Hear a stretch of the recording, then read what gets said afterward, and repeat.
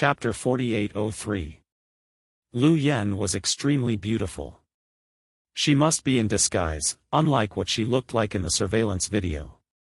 But the only person Xiao Fei could be so inseparable from was Lu Yan. Rick thought about it carefully and didn't receive any news that Suyu was in danger. If Lu Yan wanted to kill him, Suyu would have died last night. He couldn't figure out Lu Yan's motive. But hearing that she had left, Rick was completely relieved. Guards. Yes, boss. Return the 83 million that came in last night, the same way as it came. Boss. This. His subordinates didn't seem to understand their boss's move. They thought it would be stupid not to make money. Do as I say. Rick didn't explain further and carried out his orders. Yes, boss. On the private plane, Lu Yan leaned against Xiao Fei's chest and played games. It was one of Xiao Fei's favorite games.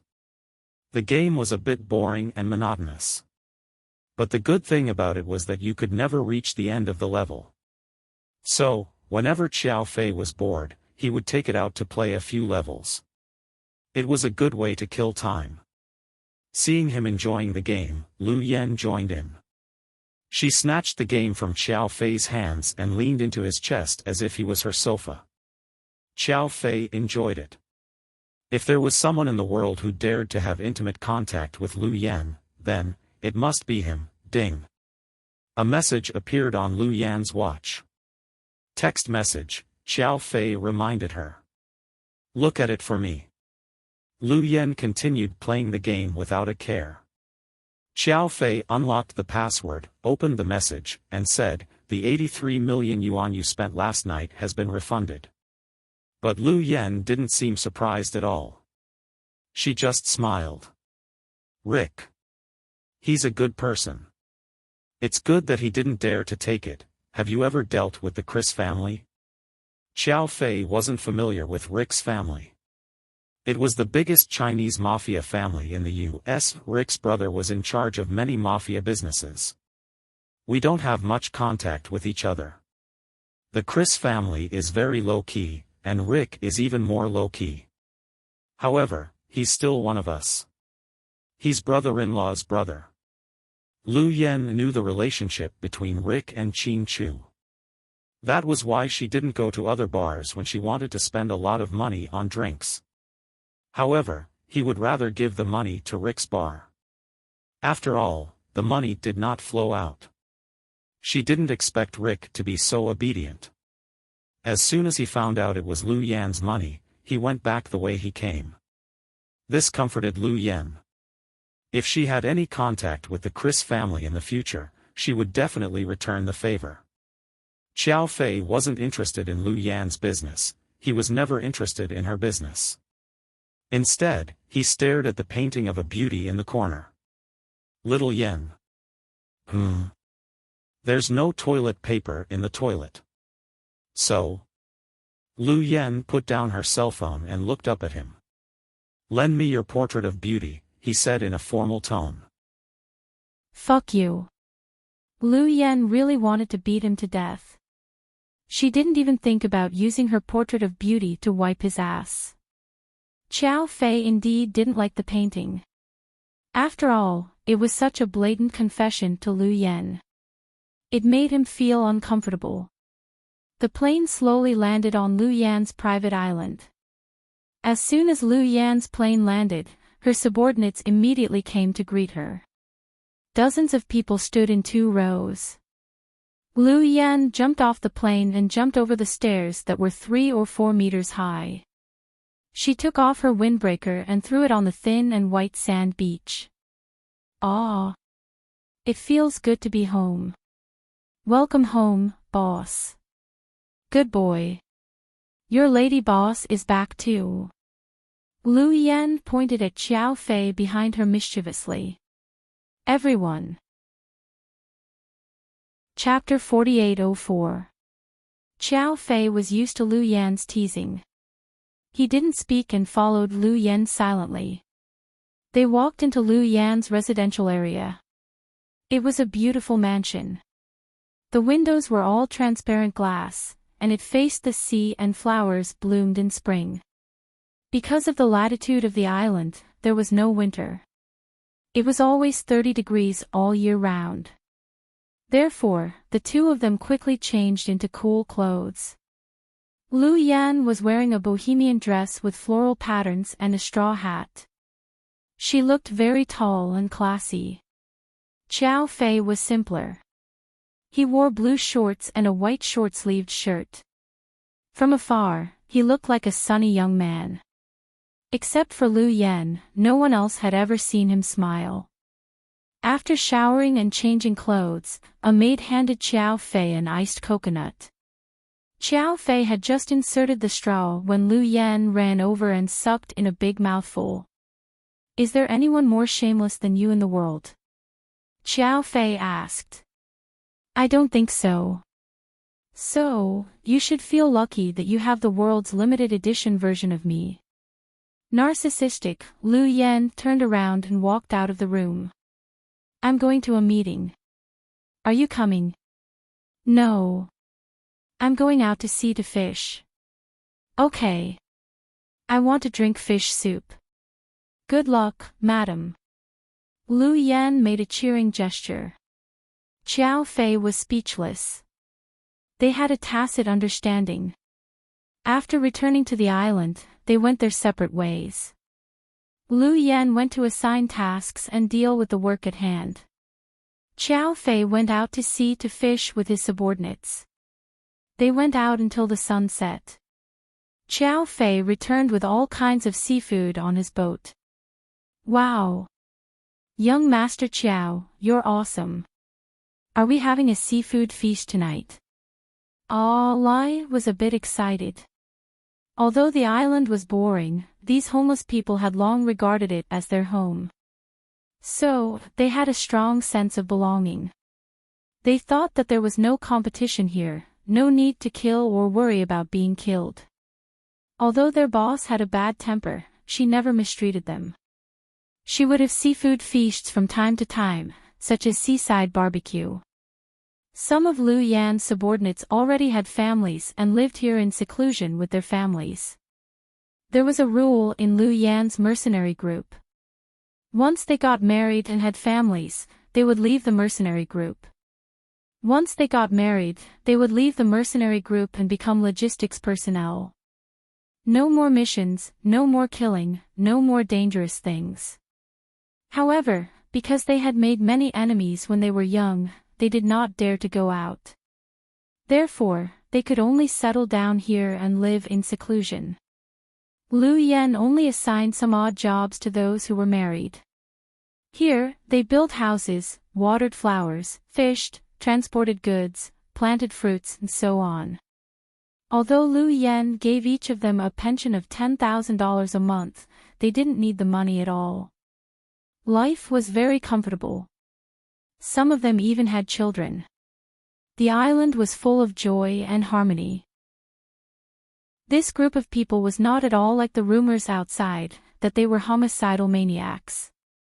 Like a tourist, Lu Yan took photos of them with her SLR camera. "Boss, the crabs are ready. And this, grilled prawns. Young Master Xiao is amazing today. This prawn is a rare species, but the meat is very good. Boss, eat more." Lai came over with a tray and placed the grilled prawns and steamed crabs before Lu Yan and Xiao Fei. "Don't be so busy. Go and eat." "Okay. Let me know if you need anything." Lai jogged away and drank beer with his brothers. Looking at the happy scene on the island, Lu Yan sighed. "Fei, if something happens to me one day, I'll leave them to you. You have to continue taking care of them for me." Xiao Fei's heart tightened when he heard this. Chapter 48:05. To her surprise, Xiao Fei shook his head firmly. "That's impossible. Don't count on me." Lu Yan glanced at the man leaning against her back. "What? You're gone. If I die, you won't care about my people. Psycho Chow, how can you be so heartless? Do you think I'll marry you when you're like this? It's a risk. Ha! Then Lu Yan grabbed Xiao Fei's ears with both hands. Xiao Fei looked into Lu Yan's eyes quietly, not joking at all. If you die, I won't live alone either. So, you asked me to take care of them. I can't fulfill your wish. Lu Yan's body shook when she heard his words. Fei, she would be lying if she said she wasn't touched. But Lu Yan was such a person. Even if she was touched, she wouldn't cry. After all these years, her heart had become as hard as a rock. She wouldn't be as emotional as Huamin. I'm not joking. I'm serious. So, Yan, you must live well. Because as long as you live, I'll live as long as you live. Oh. So mushy. I'll stop joking with you. You're so emotional. Lu Yan blushed. She let go of Xiao Fei and jumped down from his arms. The fearless Lu Yan was afraid of Xiao Fei's words of love. Jumping down from his arms, Lu Yan ran toward her buddies not far away. When the group of males with excessive hormones saw their boss coming over, they became even more excited and raised their cups to drink to their heart's content. Loud voices came from not far away. The men asked in unison, "Who's the most beautiful woman in the world?" Then Alai stood on a stool and raised a bottle of cold beer, shouting, "I'm the most beautiful woman in the world." Lu Yan laughed so hard that she almost spat out the beer in her mouth. Then she yelled, "I don't know if I'm the most beautiful woman in the world. But I'm sure you guys are the best bootlickers in the world." At this moment, there were no more fights on the island, no more cheating, no more traps, and no more bombs that could explode at any moment. It was Lu Yan who had built a pure land here, a peaceful kingdom. He wanted to give this group of people who had no one to rely on an eternal home. Xiao Fei put his arms behind his head as a pillow. Then, he lay on the bench and looked up at the sky. After sunset, the beach became even more gorgeous. The sun had already disappeared behind the clouds. It even brought with it a touch of golden red at the edge of the dark clouds. Seagulls flew past in twos and threes, listening to the sound of the rising and falling tides. There were no more distracting thoughts in his heart. Xiao Fei used to think that Lu Yan was his woman, his love, and his life partner. Even now, they still felt that Lu Yan was their god and their faith. He was someone who could bring them peace and tranquility. That was why his woman was so dazzling. No matter what happened in the future, whether or not Lu Yan was still the most wanted criminal of Interpol and the #1 target of terrorists, Lu Yan was still the most wanted criminal of Interpol. He would protect her for the rest of her life, until they left this world. Lai was drunk. He came over with 2 bottles of wine and handed one to Xiao Fei. Xiao Fei stood up. Lai was a little muffled. "Young Master Xiao, come, let's have a toast. Today was really fun." Xiao Fei took it obediently. Speaking of which, Xiao Fei wasn't very familiar with Lu Yan's subordinates because he had always been a man of few words. Even if he stood here as Lu Yan's fiancé, he still didn't show off or stand out. "Young Master Xiao. I'm a servant.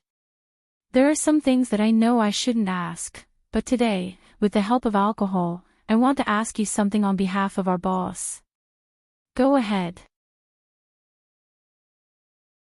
Chapter 4806. Lai fell onto the bench in a daze, spilling a lot of wine from the bottle. "When are you going to marry my boss and give her a title?" Hearing this, Xiao Fei chuckled. "Young Master Xiao, I'm not joking. I'm serious. Look, you've been with my boss all these years. You eat and live together every day.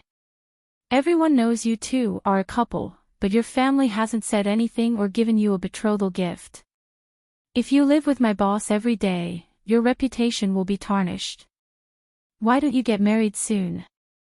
We can attend your wedding. Then, Ali burped.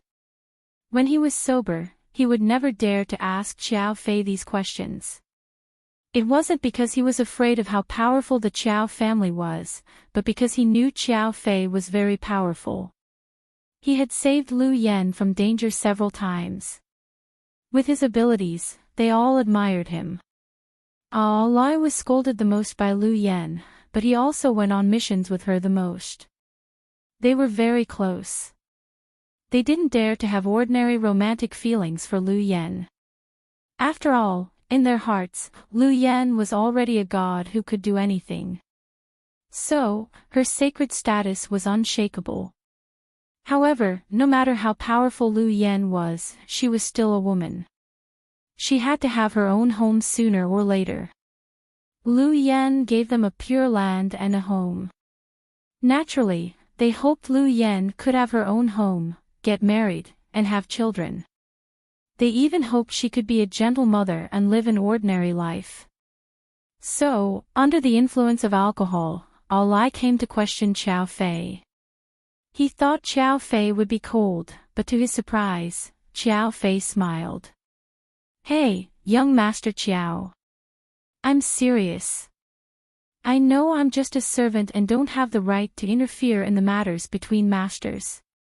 But my boss is really good. You can't miss this opportunity. So, young Master Qiao, you must seize the opportunity. It's not that I don't want to seize the opportunity, but your boss won't give me a chance. How about, you drug your boss tonight and let me have sex with her first? Qiao Fei teased him. Lai was so scared that he woke up half of his drunkenness. I can't do that. If I do that, the first thing my boss will do when she wakes up tomorrow is to chop me into pieces. He knew Lu Yan's temper. If Lu Yan's first time was drugged, she would definitely give it to Qiao Fei. How would she be willing? With that little temper, wouldn't she blow up the entire island? You brat, what are you doing here? They're drinking with you over there. Get lost. Lai was about to say something when Lu Yan grabbed him and threw him out. That strength was enough to make any man submit. Lai was so scared that he ran away, not daring to mention what had just happened. Sitting across from him, Lu Yan asked with a grin, "What did this little bastard say to you?" He said that after seeing me for so long, he still can't get his hands on you. His heart aches for me, and he wants to help me get some knockout drugs, so that he can rape you tonight. Bullshit, are you serious? That little bastard dares to say that. Lu Yan obviously didn't believe him. Well, I think that's a good idea. Why don't we give it a try? Qiao Fei smiled. Test your ass. You better get rid of those messy thoughts. Qiao Fei sighed slightly. He took Lu Yan's little hand and rubbed it in his palm. Yan, when the time comes, you'll fall to the ground. You're a little white melon that's almost ripe. If you don't let me pick you, you'll fall to the ground and become a rotten melon. That's a fucking analogy. If you want to fucking sleep with me, just say it. Don't use an analogy with me. Yes, I want to fuck you. So what? Do you dare? Qiao Fei used the most clumsy method to provoke her. Chapter 4807. Normally, Lu Yan wouldn't be fooled, but today, she was drunk. Moreover, Lu Yan didn't have any scruples in her own territory, so she was in high spirits and drank a few more glasses. Qiao Fei provoked her and she immediately jumped into the trap. Fine, I'm not afraid of you. Choose the place. Say, the beach, the bedroom, the ammunition depot or the tower. Qiao Fei, forget about the ammunition depot and the tower. It's not safe. We don't want the beach either. There are so many people. Let's go back to the room and take our time. Qiao Fei smiled sweetly. Okay, let's go. Whoever backs off today is a coward, Lu Yan said boldly and threw herself into Xiao Fei's arms. Then, the two of them left. Everyone was well aware of what was going on between the two of them. Some of them even thought that the two of them had slept together. Only his bodyguard, Duke Aljin, knew that young Master Qiao was suffering because he hadn't had sex yet. Along the way, Xiao Fei was a little excited, although he knew that he would have sex with her sooner or later. But the earlier he ate, the better. In fact, he was conflicted with every step he took, afraid that Lu Yan would change her mind at the last minute. It wasn't like she hadn't done this before. In Lu Yan's private mansion, Xiao Fei carried her to the top floor. The two of them didn't have time to take a shower or even take off their clothes. Xiao Fei released the primordial force that he had been holding in for too long and pounced on her. Lu Yan didn't dare to show weakness. She was originally on the bottom, but she suddenly flipped over and stood on top. The two of them kissed passionately. Xiao Fei felt as if there was a ball of fire burning in his body. His big hand was placed on Lu Yan's waist, but before he could pull open the bow tie of her dress, Lu Yan's watch rang. It was very inappropriate, and not at the right time. But he still had to pick it up, because those who could dial Lu Yan's watch must have important things to do, and no one would gossip. Sure enough, Lu Yan pushed Xiao Fei away and suddenly stood up. Then, she pressed the virtual call button. Boss, bad news. Ian's men just attacked the professor's house in Miami. Isn't Dad in L.A.? Lu Yan frowned slightly. 4 hours ago, the professor secretly went to Miami with 2 bodyguards. I don't know what they were going to do, but Ian's men went there in 3 trucks with heavy weapons. One of the 2 bodyguards was killed and the other was injured. The situation is critical. Where are our people? Anxious, Lu Yan jumped up and walked to the window. Most of our people are in South Africa. There are only 2 here. I just transferred them over. They can hold them off for a while, but their firepower is too strong. I'm afraid, Lu Yan's heart sank. At this moment, no matter how anxious he was, it was impossible to quench his immediate thirst. Even if they took off now, it would take 7 or 8 hours to reach Miami. At this moment, Xiao Fei walked up behind her. My men are over there. You do. Lu Yan looked back with surprise in her eyes. Saving people is more important. I'll make a call. As he spoke, he picked up his personal cell phone and made a call. After putting down the phone, he patted Lu Yan's shoulder. They'll be here soon. Don't worry. Uncle Lu will be fine.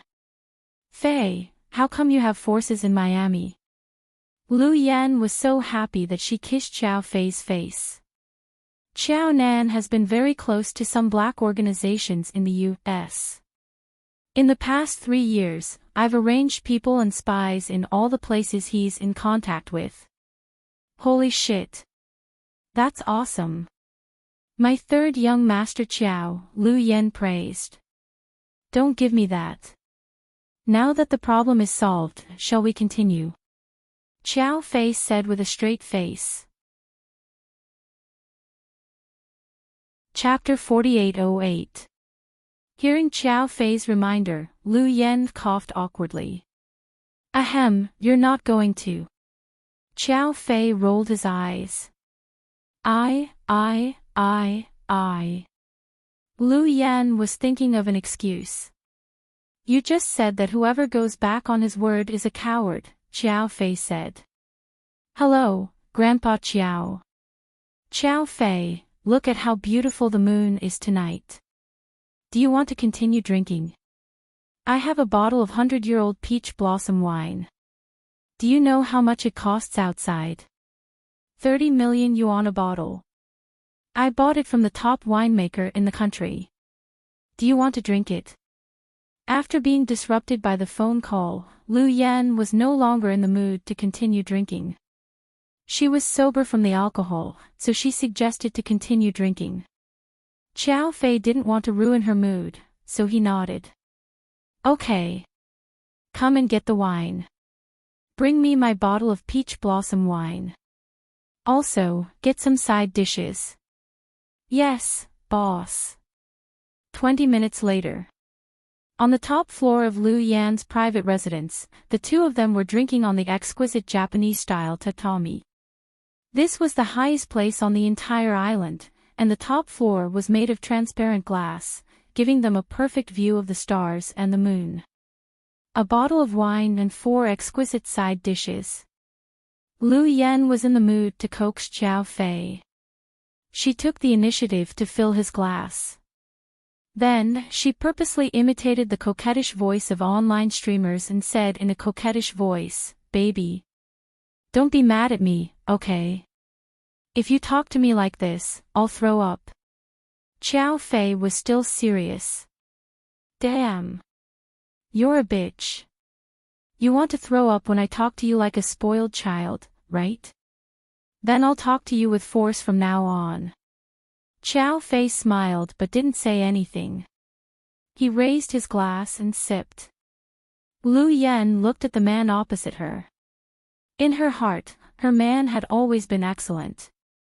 He was handsome, good at fighting, quiet, and low-key. He fit her requirements perfectly. Most importantly, they had been childhood sweethearts for many years. She had known Xiao Fei longer than her sister and brother-in-law, which was one of the reasons why she was proud of him. Fei. All these years, have I never told you what the thing in my father's hand is? Shoo. Xiao Fei knew what she wanted to say, but he didn't want Lu Yan to open her mouth. Lu Yan smiled with the wine glass in her hand. Don't worry. This room is equipped with the latest anti-eavesdropping system developed by my dad. Even the most advanced countries can't crack it. Then, she smiled bitterly. Sometimes, I really hate my dad. Say, he's an old man in his old age.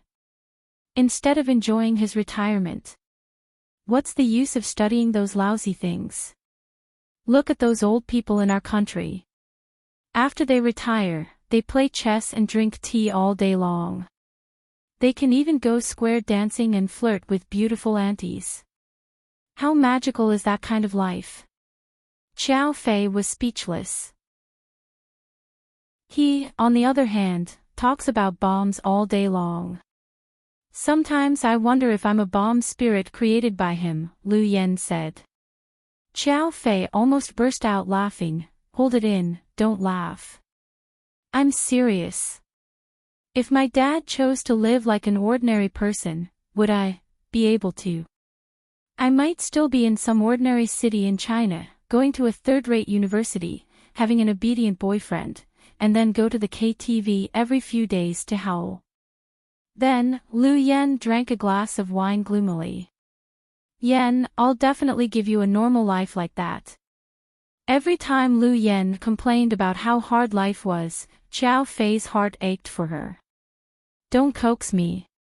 I know I'm a person with no tomorrow. Maybe I'll die at any time, ah. Lu Yan smiled.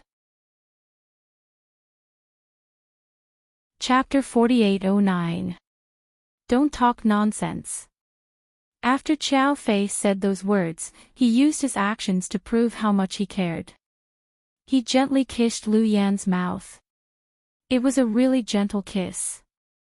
Lu Yan was stunned by the sudden kiss.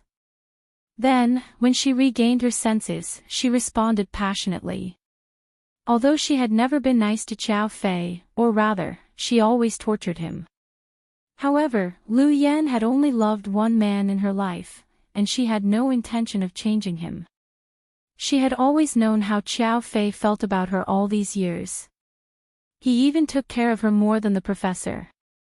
During those years, Lu Yan was injured, hospitalized, had surgery, got shot, and had to deal with the difficulties of establishing the mercenary group. Xiao Fei had accompanied her through many, many difficult times. She would never give up on this love that would go through thick and thin together, and she would never give it up. If possible, she really wanted to be with him for the rest of her life. She would never have to live that kind of life again. Midnight, Sea City. At South Hill Manor. When Lu Yan woke up, she was very depressed. It had been almost 3 months since she left Xiao Fei. Yes, ever since she came back to save her sister and was hit by the dream creator's nightmare. The Xiao Fei in the dream had always been fake, a dream creator in disguise. She was smart enough to see through it. In the end, Su Yu's sacrifice allowed everyone to escape from the nightmare. Huamin was sad for Su Yu, and Lu Yan was sad for Xiao Fei. Because Xiao Fei was missing, for more than 3 months, ever since Lu Yan woke up from the nightmare, there had been no news of him. Her people had been looking for him all over the world. The Qiao family in Russia had been turned upside down. At first, Lu Yan thought that old Master Qiao was unhappy with her being with Xiao Fei, so he had imprisoned his son. Later, she realized that the Qiao family was also looking for Xiao Fei. Only then did she know that he was really missing. In her dreams, she had dreamed countless times of them kissing passionately on that private island. When she woke up, she still felt Xiao Fei's unique warmth on her lips. However, Lu Yan knew that this was a dream. She got out of bed gloomily. This was the guest bedroom of Huamin's South Hill Manor. She was barefoot and walked softly. She lit a cigarette as she walked. She was different from Huamin. Huamin only smoked when he was depressed. Lu Yan never smoked, she only liked to carry cigarettes with her. Because the smoke could cover her scent, even if it was the smell of blood from her injuries, it would not be easily discovered by her opponent. It was Lu Yan's first time smoking. She didn't know how to smoke, so she coughed after taking a puff. Although she tried her best to suppress her voice, Huamin woke up. Huamin gently got up.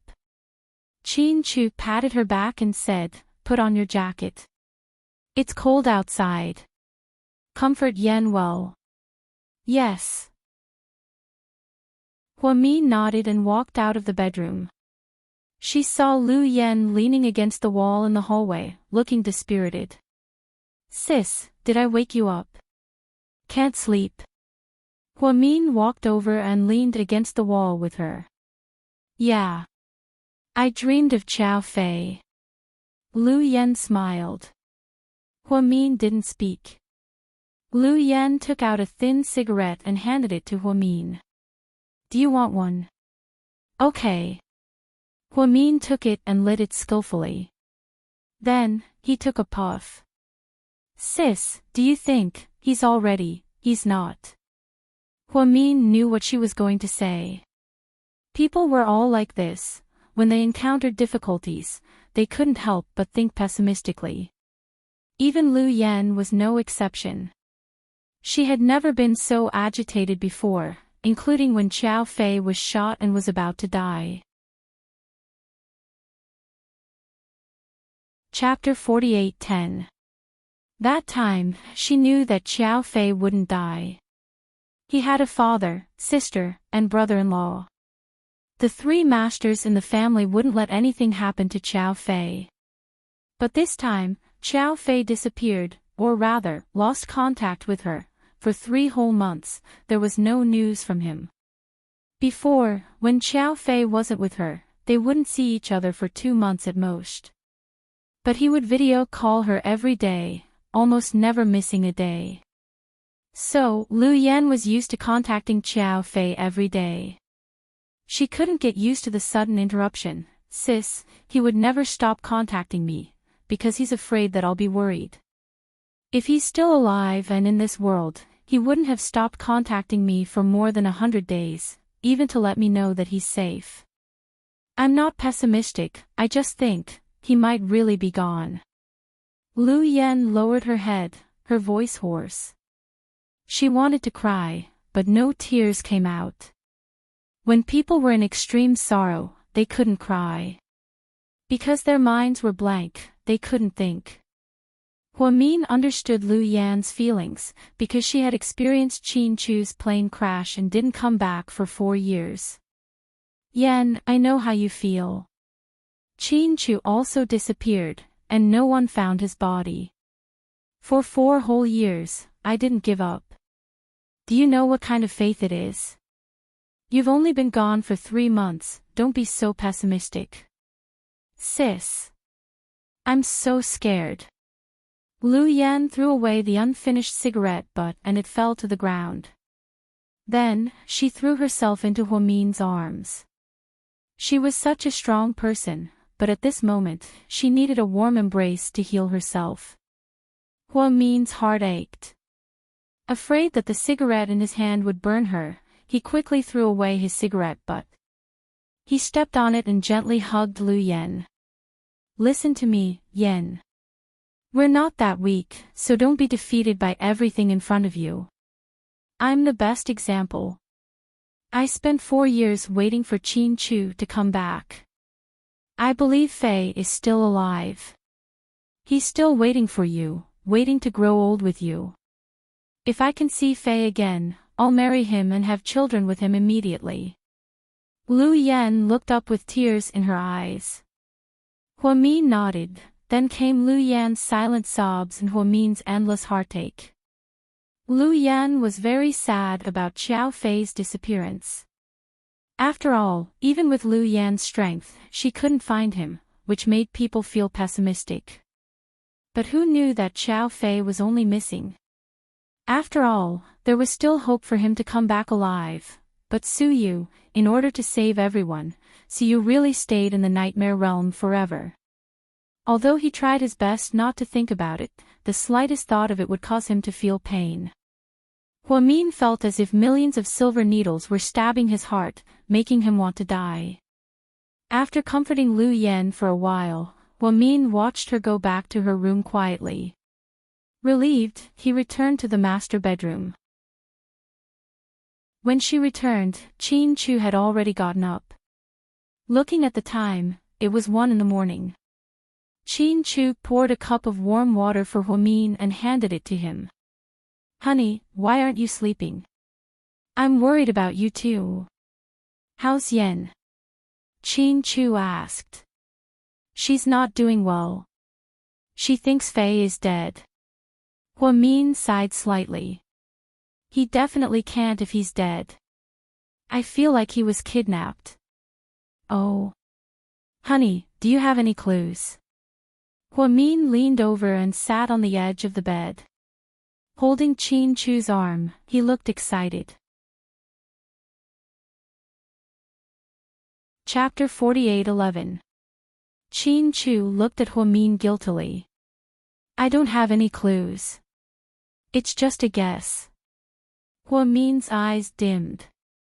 Yes, if even Lu Yan couldn't find him, who else in the world could?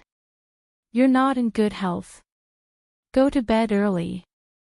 Rick and I are investigating Fei's case. If we have any news, we'll inform Yan immediately. Okay. Huamin didn't want Qin Chu to worry, so he went to bed obediently. After giving birth to Qin Guogua, Huamin's body hadn't been in good health. The main reason was that she had cried too much during the confinement period, which left some hidden injuries in her eyes, and she didn't have enough blood. Therefore, it had been almost 3 months since she gave birth, but her body had been weak. It was worse than when she gave birth to the twins. After the baby was born, Qin Chu's parents and a nursery nurse took care of him. Huamin couldn't get over Su Yu for a long time, so he fell seriously ill. Qin Chu could understand Lu Yan's feelings, but his heart ached for his wife. So, after coaxing Huamin to sleep, Qin Chu called Rick, who was far away in the States. Rick had been in a semi-retired state ever since Cece gave birth to Jean. Like Qin Chu, Rick had become a slave to his daughter. He wasn't willing to take on any business in the underworld and lived a semi-retired life. If Qin Chu didn't need his help, he really wanted to be an ordinary father. Chin Chu contacted Rick again, and the two analyzed the scattered clues before Xiao Fei went missing. Until midnight, at 6 a.m. Lu Yan ran down the mountain from South Hill Manor to Su Yu's former private mansion. The journey was at least 30 miles long. But who was Lu Yan? Her physique was even better than that of a special forces soldier. She was wearing a white Nike sportswear, a black baseball cap, and white running shoes. And heard someone knock on the door and opened it in a daze. He was slightly surprised when he saw Lu Yan. Goddess Lu Yan. I'm so hungry. Is there breakfast? We'll do it right away. With that, and turned around and ran into the kitchen. After Su Yu fell into a coma, Shaoan stayed by his side and refused to leave. Su Yu's house was now slightly empty.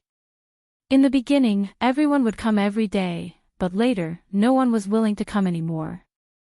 It was not because she had forgotten about Su Yu, but because she missed him too much. Therefore, no one dared to come. Lu Yan ran to find An, and was the only person she was familiar with here other than her sister's family. She wanted to freeload breakfast.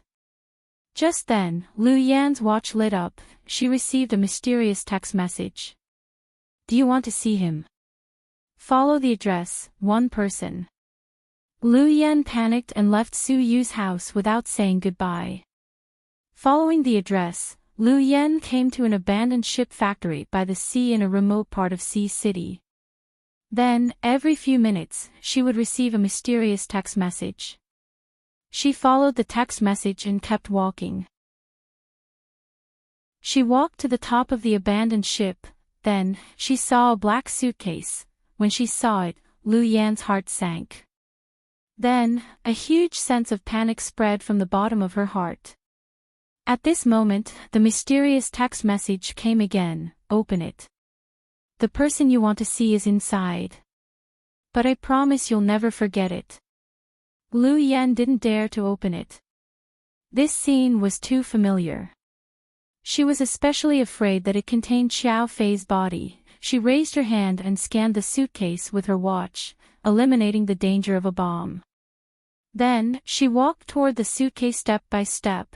After 10 seconds of silence, Lu Yan opened it with both hands. It was empty. Then, a familiar voice sounded behind her. Hey, silly girl, I'm here. The person was wearing a navy blue Russian military uniform. He had short silver hair and was holding a black phone in his hand. Lu Yan turned around abruptly. The moment she saw clearly, tears streamed down her face. Lu Yan's narration. Chapter 48:12. According to our station, N.I. Yang, who retired from the music industry for more than 10 years, flew back to China early this morning. He was accompanied by his wife, Qin Jia. Qin Zhaozhao, one of the heirs of the GK Corporation and the youngest member of the board of directors, was in charge of picking them up. Will GK make any big moves in the future? Let's wait and see if N.I. Yang will make a comeback for GK. A female anchorwoman's report came from a black Rolls-Royce. Everyone in the car laughed.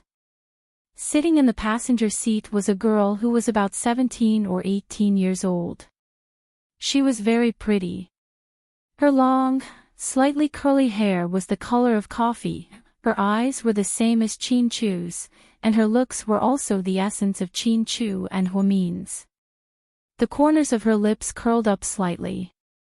Uncle N.I. Yang is already so old, yet he's still making a comeback.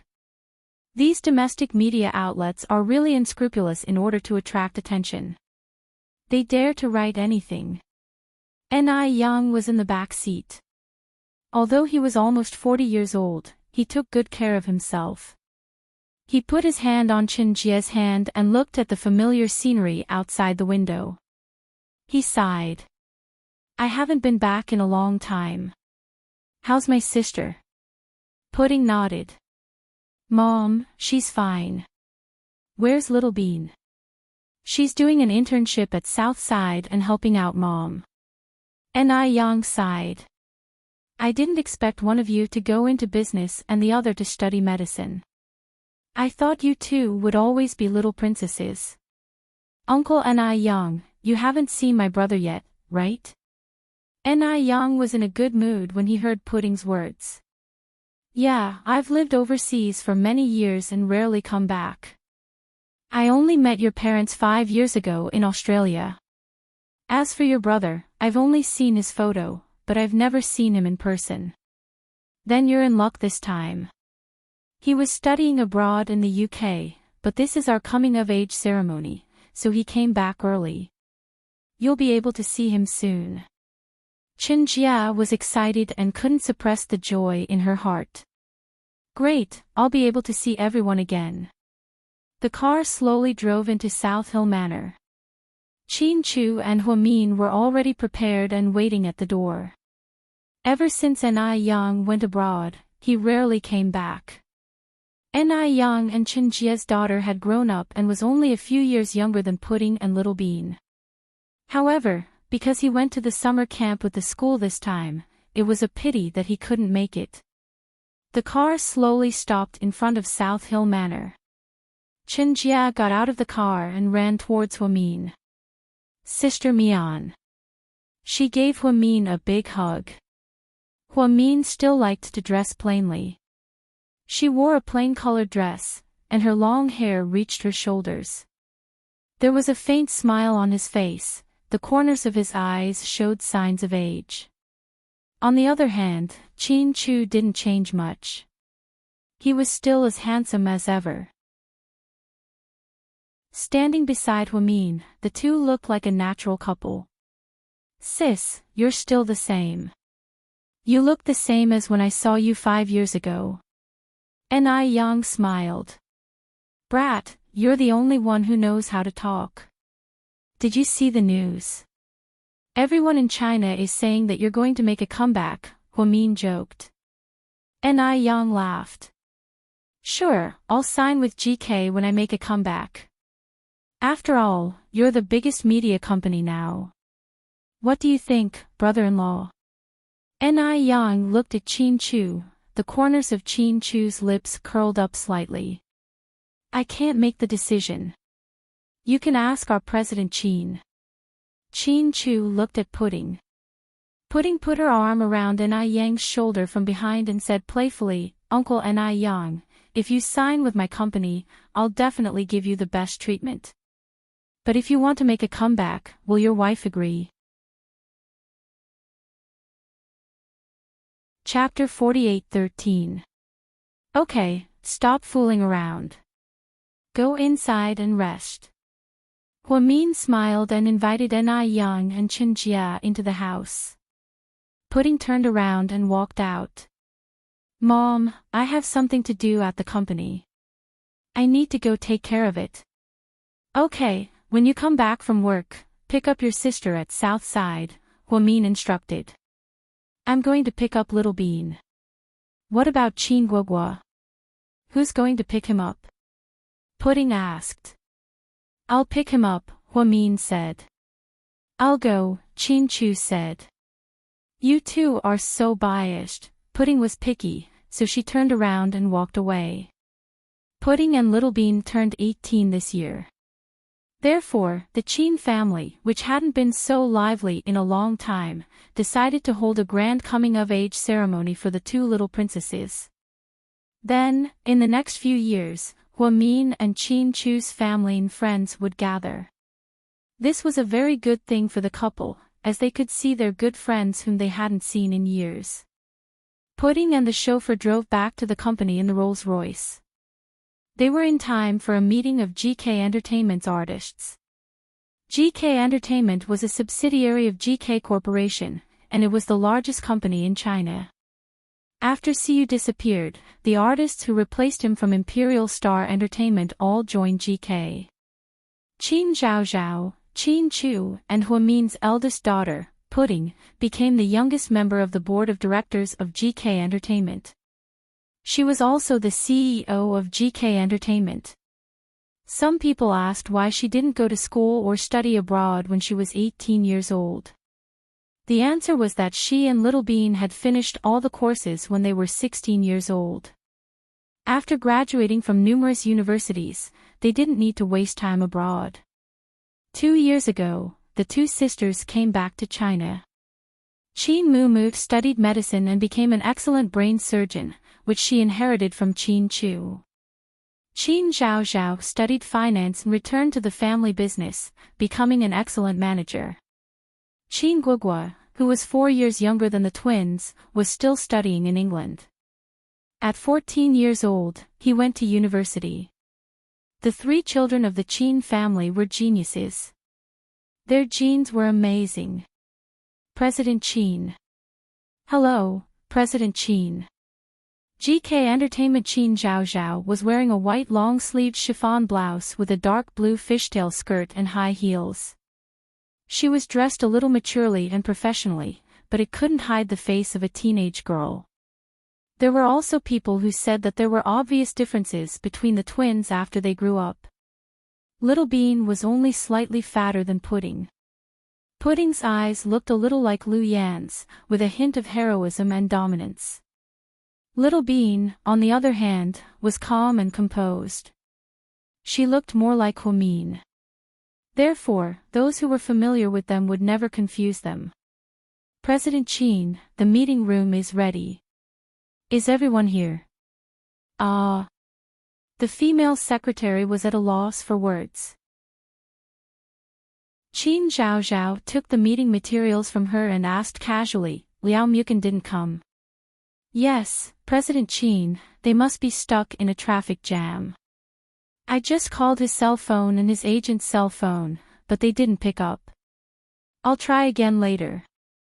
The female secretary was a little ashamed. It's not your fault. Let's begin. Pudding's personality and way of doing things were very similar to her father, Qin Chu. But there was one difference. Qin Chu was more or less the same when it came to work and life. He didn't talk much and was more cold. Pudding, on the other hand, was cold and selfless when it came to work. In life, she was much gentler and wasn't as domineering. This was one of the things that people in the industry thought highly of her. As the heir of a rich second-generation heir, Qin Zhaozhao was the most popular. The media once reported that she would replace her brother as the sole heir of GK. Qin Zhaozhao walked into the meeting room with the documents. 106 of the 107 heavyweight artists signed under GK were here. President Qin. All the artists stood up when they saw her walk in. In fact, all of them were older than the president. After all, the president's 18th birthday was in a few days. Chapter 48:14. Qin Zhaozhao sat in the president's seat and lowered her head with a serious expression. Let's begin. President Qin, Mukin isn't here yet. Do you want to wait? A female artist reminded. No need. The president's tone was cold. At this moment, there was a knock on the door. Everyone looked up and saw Liao Mukin, who was wearing jeans and a white short-sleeved shirt, leaning against the door with a lollipop in his mouth. Sorry, President Qin, I'm late. There was a traffic jam. He took out the lollipop from his mouth and explained. Qin Zhaozhao tilted her head and looked at him. You couldn't get through to your phone in traffic. My phone ran out of battery. Your agent's phone ran out of battery too. Qin Zhaozhao was vaguely angry. After all, this wasn't the first time this guy was late for a meeting. My agent didn't bring her phone and left it in the dressing room at headquarters, he argued. Qin Zhaozhao glanced at him and looked down at the information. Don't think that just because you're popular, you can look down on others. Of course not. Even if I don't care about others, I still care about my boss. Liao Mukin smiled cheekily. Go back to your seat and start the meeting, the president said. He staggered in a few steps but didn't sit in his seat. Instead, he sat in the first row, very close to Pudding. Then, he propped his hands up and looked at his young boss. Liao Mukin was the most popular male star under GK. Speaking of which, it was quite amazing that he became popular less than half a year ago. Half a year ago, GK held a rookie audition for the Rising Star, and Liao Mukin won the championship with 80 million online votes. He got the chance to sign a contract with GK, and GK even signed this newbie with 10 million yuan. For a time, no one could compare to him. What was even more strange was that this guy sang and ran away. He acted and danced. His dance moves weren't standard, and his talk shows were always off-topic. However, it was this kind of person who wasn't good at anything that occupied the #1 position in the country. Just Weibo's trending searches alone had been on it more than 100 times. His Weibo followers had also soared from 20,000 to 18 million. Every time he posted on Weibo, there would be as many as 500,000 comments. The reposts had exceeded 20 million. Therefore, in the first half of the year, he had accepted 12 endorsements alone. And they were all international A-listers. He was so jealous of the seniors in the industry. Qin Zhaozhao had always looked down on this brat. She felt that he did not have any talent and only relied on that devilish face of his. More importantly, that face of his. Thinking of this, Qin Zhaozhao rubbed her temples irritably. The company will be shooting 3 big movies in the second half of the year. One of them is a disaster movie with Hollywood in the United States. Our company has already confirmed that we will invest 500 million yuan and get a role in a very important role. Hearing this, the crowd below began to stir. Everyone thought that such a good opportunity would definitely belong to Liao Mukin. Unexpectedly, the CEO changed the topic. I've discussed it with the board of directors, and we've decided that Lu Jia will star in the film. As soon as she finished speaking, everyone was shocked. Who was Lu Jia? She was a newcomer who had been in the company for 3 years but had never been popular. She was chosen because she acted in a teen idol web drama. Because of the high viewership, she was chosen by GK's agent. After he entered GK, the company messed up a few projects, but he never got famous because he couldn't find a suitable persona. In terms of popularity and appearance, he couldn't compare to Liao Mukin. President, I have an objection. Liao Mukin took out his lollipop and raised his hand again. Speak. The young CEO glanced at him from the corner of her eyes. Why not me? He dared to ask. He was so direct and asked the CEO in front of everyone. Chapter 48:15. Qin Zhaozhao looked at the dazzling superstar below the stage and said calmly, because you're not suitable. No one dared to make a sound, and the room fell into silence. Liao Mukin raised his chin provocatively and continued to question her, how am I not suitable? She stared into his eyes and said mercilessly, because you have no talent and no morals.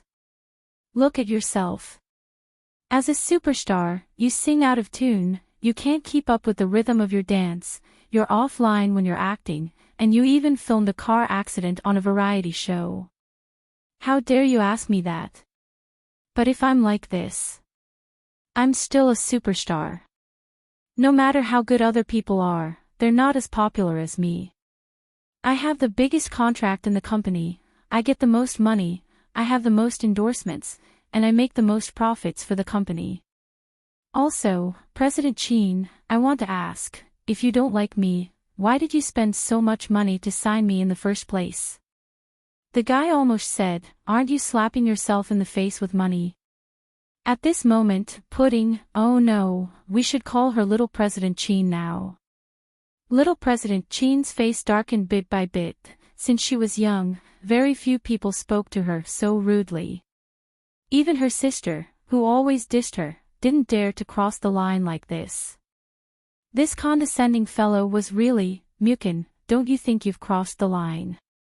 Do you know that little President Chin is President Chin's most beloved daughter? It won't do you any good to offend her. The female star beside him cautiously reminded the guy. However, the guy smiled slightly and said, "Don't worry, I'll go somewhere else if you don't want me here." Of course, he didn't let little President Chin hear what he said. The young female president stared at him for 5 seconds and finally said, "It was my decision to sign you, but I won't let you embarrass GK." Then, she went back to reading the documents and continuing the meeting, ignoring the man. Back then, when they had signed him, the board of directors had not objected to it. It was because this kid was very popular. He was a veritable superstar. However, Chin Chu was once curious why his daughter signed a superstar. It wasn't her style. Of course, Pudding always had a secret that Chin Chu, Huamin, and even Little Bean didn't know. That secret was naturally related to Liao Mukin, but ever since he came to the company, every time he went against her, she found him an eyesore. She didn't want to terminate the contract. She was conflicted over and over again. After the meeting, President Chin did not forget to remind his secretary, "That guy is late. Remember to deduct his salary." "Okay, CEO Chin." Then, she got up and was about to leave with the information bag, Chairman Chin. Behind him, the man's playful voice sounded again. She stopped but did not turn back. "Anything else?" "President Chin, I heard this weekend is your coming-of-age ceremony. I wonder if I'm lucky enough to be invited." Before he could finish his sentence, she raised her hand and interrupted, "No. Tisk tsk, how cold and heartless, but, even if you refuse to let me participate, I still have a way to go." He smiled mysteriously. This beautiful CEO was probably the most interesting girl he had ever seen in his life. She was only 18 years old, but she always pretended to be mature. Her style of doing things and her words were not at all like an 18-year-old. Sometimes, he would even wonder if she was a transmigrator. Chapter 48:16. The weather in the north in October was unpredictable. Normally, the sky would be clear, but as soon as a cool breeze blew, it would start to drizzle, bringing with it a hint of autumn. After the meeting, Qin Zhaozhao went back to her office to read some documents. Seeing that it was about time, she picked up her bag and left the office.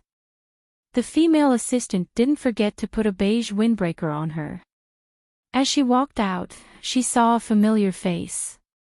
"President Chin," the man called out politely. "Uncle Yang." The ordinary-looking man in front of her was her father's assistant and right-hand man for many years. Now, he was one of the directors of GK. Chin Chu gave him some shares and asked him to participate in the internal management of GK.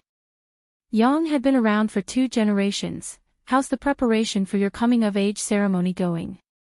Yang asked with a smile. "My parents have been working on it." "That's good.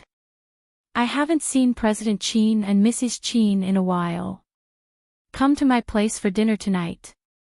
My little brother is back." "Ha, really? That kid is back.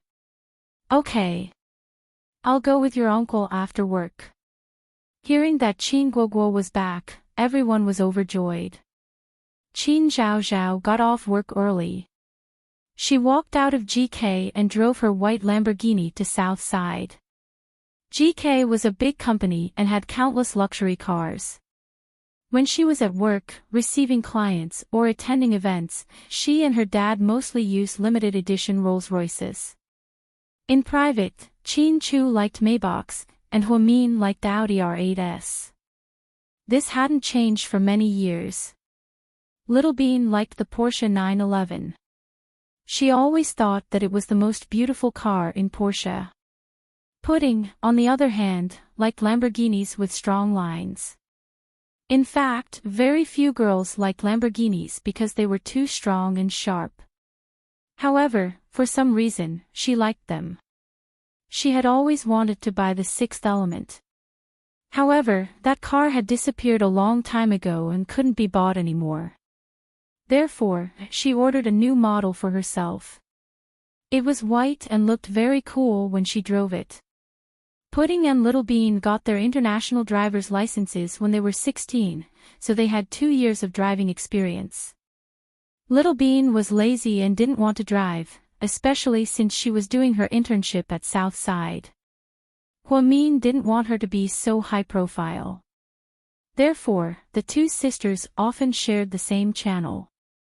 When Pudding got off work, she would go to Southside to pick her sister up. Southern District Gate. The white Lamborghini was parked in the parking lot. The numbers ending with 6 were particularly eye-catching. She got out of the car gracefully. Her fishtail skirt swayed in the wind. Fortunately, her assistant had brought her a jacket.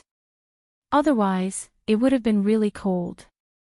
As soon as she entered the hall, the nurse immediately greeted her respectfully. "Mississippi, I'm here to pick Little Bean up," she said. Her face was cold and distant, as if she was talking to a stranger. "Second miss is in the lab. I'll go get her." "No need, I'll wait for her downstairs for a while." Then, she found an empty seat and sat down. Everyone in the hospital knew that she was Director Hua's daughter. The eldest and the second eldest were twins. They were very similar, but their personalities were completely different. 10 minutes later, Little Bean, who was wearing a white lab coat, ran down the stairs. She smelled of formalin. "Big May, you came to pick me up." "Who went to pick up that brat?" Little Bean called Pudding Big May and forced her sister to call her Second May. However, Pudding never called her that. "Dad went." "I think so," she said faintly. "Pfft, you're biased. Tell Dad to pick me up tomorrow. You go pick up that brat." Little Bean was unhappy. "Do you think I'm your chauffeur?" Pudding rolled her eyes. Chapter 48:17. You're a good driver. If I could do it myself, do you think I'd use you? Cut the crap. Get in the car. Pudding didn't want to argue with Little Bean and walked out. The sisters got into the sports car and left the hospital. On the way, Little Bean was restless and gossiped. "Sis, you and Liao Mukin, why mention him all of a sudden?" "Sis, Dad and Mom haven't seen him yet, right?" Little Bean asked. "Yeah. If one day, do you think Mom and Dad will remember something when they see him?" Little Bean's eyes became complicated. Pudding's hands on the steering wheel twitched. It was obvious that she was feeling emotional. "I don't want them to see each other so soon," Pudding said. "But you can't keep it a secret forever. Besides, Dad and Mom might not remember, or rather, everyone might not remember, except for the two of us." "Shut up. Stop talking." Pudding was agitated. Little Bean was about to say something when her phone rang. Hello. What is it?" Little Bean picked up the phone and smiled. She didn't need to guess to know that it was Gao Buiyuan. Gao Buiyuan was the only one in the group who didn't study abroad. He inherited his grandfather's and father's expectations and got into the best public security university in the country. He went to university in Jing City and was said to be the most outstanding student in the group. After he grew up, Gao Buiyuan's figure was much better than when he was young. Maybe it was because he worked out often, but he became thinner and had an 8-pack. Gao Buiyuan and Little Bean's friendship hadn't changed. Although he went to school in Jing City, he had to come back every Friday and leave on Sunday night. Rain or shine, the two didn't say it out loud, but they had established a relationship. Zhu Lingling and Huamin were very happy. Gao Ran, who was promoted to the deputy director of the public security department, often came to drink with Qin Chu. The two families were as close as before. Little Bean, you're in the car. Yeah, my sister is here to pick me up. I heard your brother came back, Gao Buiyuan, who was wearing a police officer uniform, said handsomely. You know that? Good news. My mom called me a long time ago. So when are you coming back? Little Bean couldn't wait. Isn't the coming of age ceremony on Saturday? I'll go back on Friday night. It's still the same time. That won't do. It's too late. Apply for leave from the teacher and come back on Thursday. I want you to come back early and accompany me to shop. I need to ask for leave, what? You're not willing. Am I not worth it? Little Bean pouted and began to whine. No, I'm willing. I'll tell the teacher in a bit and change the ticket. Okay. I'll pick you up then. Little Bean was very happy. You drive. Forget it. Let my mom go to the airport. Gao Buiyuan was worried about Little Bean's driving skills. After all, she still held the record of crashing into a Porsche 3 times in a week on the road. Another big party. That's great. Unfortunately, Brother Yunchu can't. Gao Buiyuan didn't finish his sentence. Little Bean quickly shushed him, telling him to stop talking. Don't rub salt into my wound. She whispered. After Wei Yunchu went to study in the United States, he hadn't returned for 5 years. The last time they saw each other was 5 years ago. At that time, they were only 13 or 14 years old. On the day Wei Yunchu left, Pudding had a fever and fell ill. After she woke up, she blocked his phone and WeChat and never contacted Wei Yunchu again. There was only one reason for all of this, and that was Wei Yunchu had left the country with Tian Tian. Chapter 48:18. Realizing that he had misspoken, Gao Buiyuan immediately shut his mouth. Little Bean. Wait for me. I'll go ask for leave. Good girl. Little Bean hung up the phone with a satisfied expression. Then, she looked at her sister with a smile. Big May, I'm so sorry. I unknowingly showed off my love to you again, and it's of such high quality. Pudding was still calm. She only replied with 3 words, I'm used to it. No matter what the situation was, her sister's calm attitude was very similar to Mommy's, Little Bean thought. However, although Mommy's personality was calm, she wasn't cold. Her sister was the combination of Mommy and Daddy's personalities. On one side, she was calm, and on the other, she was cold and a little arrogant. Although she was only 18 years old, she had been helping Chin Chu with official business for more than 2 years. Other than helping the family business, Pudding also had her own venture capital company and knew how to make all kinds of investments. Occasionally, she would also play the stock market. Therefore, she was the richest among this group of super-rich second-generation heirs. She was truly a little rich woman. The sisters drove back to South Hill Manor. Their grandparents, uncles, and other immediate family members were all present. They were all busy in the front and back of the house. Chin Chu drove to pick up Chin Guogua, who had just returned from Germany. Pudding glanced around but didn't see Huamin. Grandma, where's Mommy? Pudding held the old woman's hand and asked in a low voice. Your Mommy went to pick up guests. She'll be back soon. As soon as the old woman finished speaking, Huamin's car came back. She didn't drive her sports car. Instead, she used her family's Mercedes-Benz. When Pudding saw the 2 people who got out of the car, she instantly burst into tears. Little Bean ran over excitedly and tugged at the corner of her sister's clothes. Sis. Look.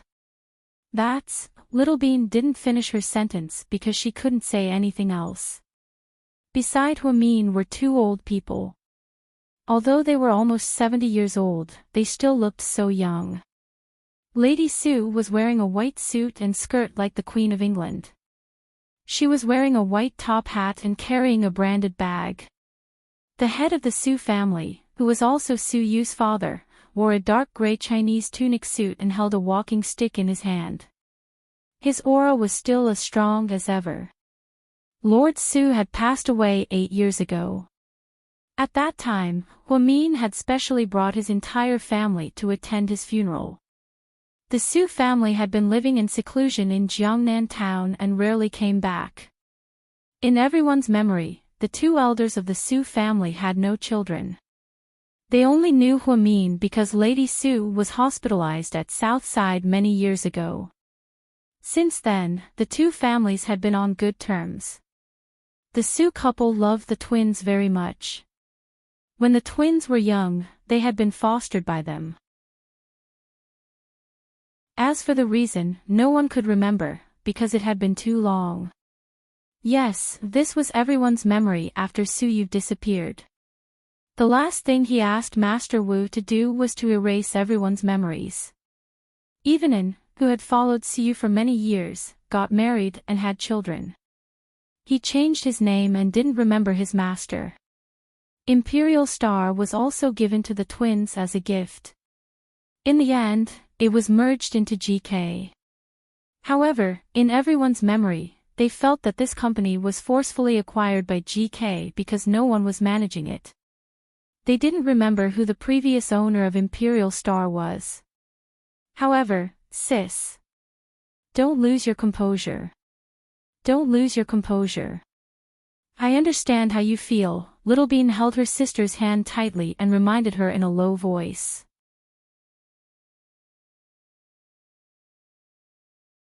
Chapter 48:19. Pudding nodded. She calmed herself down and walked toward the two elders of the Su family. Pudding walked up to them and gave them a big hug. Mr. Lord Su, Grandma Su, thank you for coming, she said. Silly child, I've watched you grow up. How can we not come to such an important ceremony?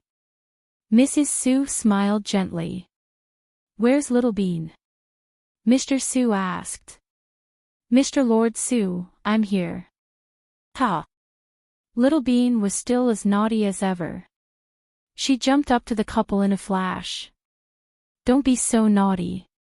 You'll scare Mr. Lord Su, Pudding scolded. No way. Mr. Lord Su won't be that timid. The couple smiled. Looking at the twins who were both 18 years old, they realized how unforgiving time was. Mr. Lord Su, Grandma Su, my grandparents are waiting for you inside. They've prepared your favorite Longjing tea. Come on in. Pudding and Little Bean helped the couple into the house. Pudding, is your dad back? Huamin looked at his eldest daughter and asked. Not yet. That's weird. It's been so long. He should have come back before me. Huamin looked at his watch and felt a little uneasy. Don't worry, Mommy. Your husband and son's IQ combined is almost higher than Auntie's. Don't worry, Little Bean comforted her mother with a smile. Huamin smiled and shook his head. At the airport, when Qin Chu picked up his son, he saw the bodyguards behind him. Because he knew them.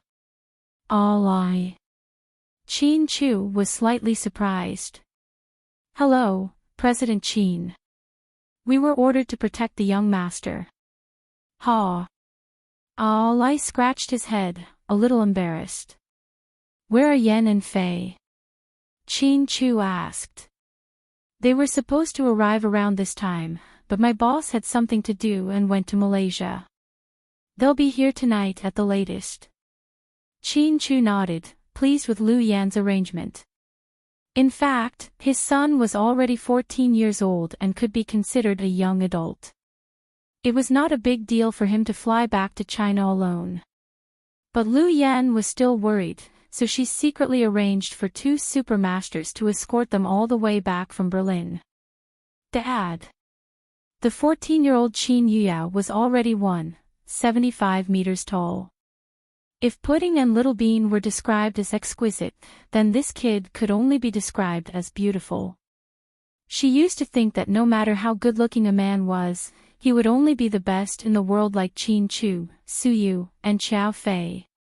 When this kid grows up, you'll find that he alone can crush all of his male elders. How did Huamin give birth to such a handsome son? There was a period of time when she even suspected that her son was not her own. Was it a mistake or had he been swapped? Qin Chu didn't know whether to laugh or cry. Little young master wasn't so heaven-defying when he was young. Although he was extremely handsome, he wasn't so attractive to both men and women. Now that she had grown up, her face was enough to ascend to the throne of the most beautiful face in Asia.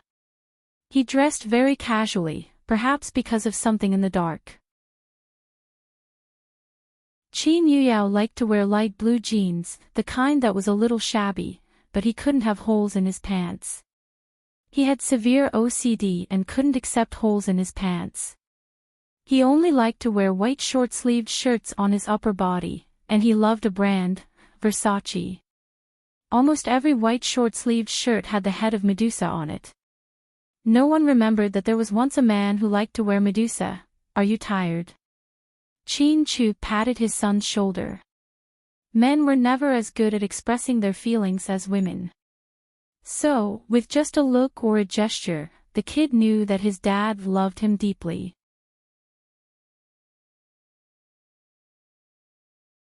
Chapter 48:20. Qin Yuyao shook his head but didn't say anything. He was similar to Qin Chu in that he didn't talk much but his words were always gold. 2 years ago, when his son went abroad, Huamin cried for a long time. He thought that his son was too young and was afraid that he wouldn't be able to adapt to a foreign country and would miss home. However, Qin Chu insisted on sending him. Reality proved that Qin Chu was right. Qin Yuyao didn't feel uncomfortable at all. Instead, he was like a fish in water and was more cheerful than before. This time, he asked for leave to come back to China because of his sister's coming-of-age ceremony. Get in the car. Qin Chu was happy. He put his hand on his son's back and the father and son got into the Rolls-Royce. Lai and another of Lu Yan's men got into the second car. Lai could be considered to have borrowed the young master's glory to return to the country once again and come to see city. Did you prepare a gift for your sisters? On the way, Qin Chu asked on purpose. No, Qin Guogua answered calmly. Aren't you afraid that they'll be angry? Big sis is super rich and doesn't lack anything. It's meaningless to give her anything. As for second sis, she's like a happy husky. She'll forget about anything in less than 3 hours. So, based on the above analysis, it's better not to give her anything. Hearing his son's words, Qin Chu almost laughed out loud. This kid had been abroad for 2 years, and he had become more and more shrewd. The car slowly drove into South Hill Manor. Qin Yuyao followed Qin Chu and got out of the car one after another.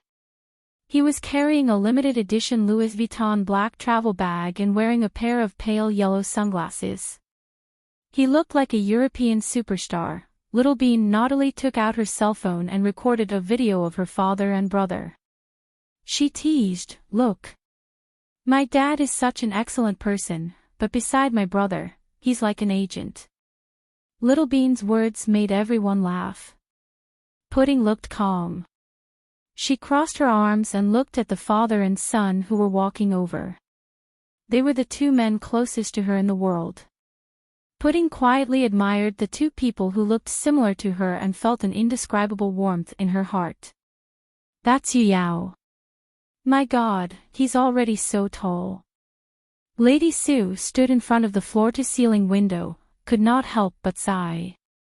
Compared to the twins, she didn't know much about the young master. Qin Yuyao's personality was very independent when he was young. He almost didn't need to be specially taken care of. He was the kind of person who was super free range. When he was 12 years old, he could go abroad alone and live in a dormitory outside the school. Furthermore, it was said that he was proficient in 12 different languages and was extremely talented. Her IQ had never been measured, but a conservative estimate was that she was above her two sisters. She was even a little smarter than Big Sister. My grandson is getting better and better. He doesn't look like a 14-year-old at all. Lady Chin stood proudly in front of Lady Sue. Grandma Sue, do you think my little brother is suitable to be a celebrity? He'll definitely have a lot of fans on Weibo, Little Bean said happily. Nonsense. My grandson is not a celebrity. Filming and singing are so tiring. We don't lack money, so we don't want to do that kind of hard labor. Grandma rejected directly. Dad, where's Mom? From afar, Qin Yuyao noticed many guests in the house. He glanced around but didn't see his mother. He couldn't help but worry. Do you miss your mom? Qin Chu tilted his head and teased his son. Little young master's face was filled with shyness.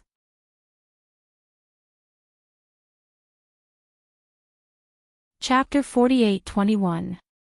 Ignoring his father's teasing, Qin Yuyao walked in with big strides. Looking at the four kind-looking elders in the living room, he quickly bowed. Grandpa, Grandma, Master Lord Su, Grandma Su.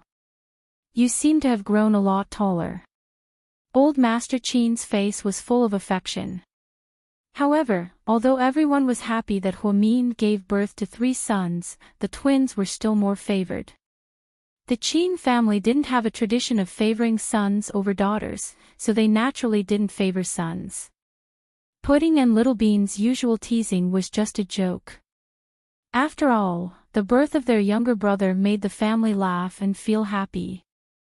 Qin Yuyao stood in the living room and chatted with the 4 elders for a while. Then, he looked around but still didn't see his mother. He couldn't help but frown slightly. In the end, he couldn't help but walk up to Little Bean. Foodie, where's Mom? Yes, you didn't see wrong. This kid rarely called the twin sister unless it was a formal occasion with many people. Otherwise, he would always call Pudding a nouveau riche and Little Bean a foodie. Little Bean rolled her eyes. How old are you? Are you a child? Are you looking for Mom everywhere? On such an important day. Mom naturally went to pick up our family's distinguished guests. Don't you know that Uncle Rick and Auntie Cece are back? And Auntie Lingling, Auntie Xiaowei, and the others. All right. Seeing that his second sister wasn't talking to him properly, Qin Yuyao couldn't be bothered with her and turned to leave. That cold aura was exactly the same as Qin Chu's.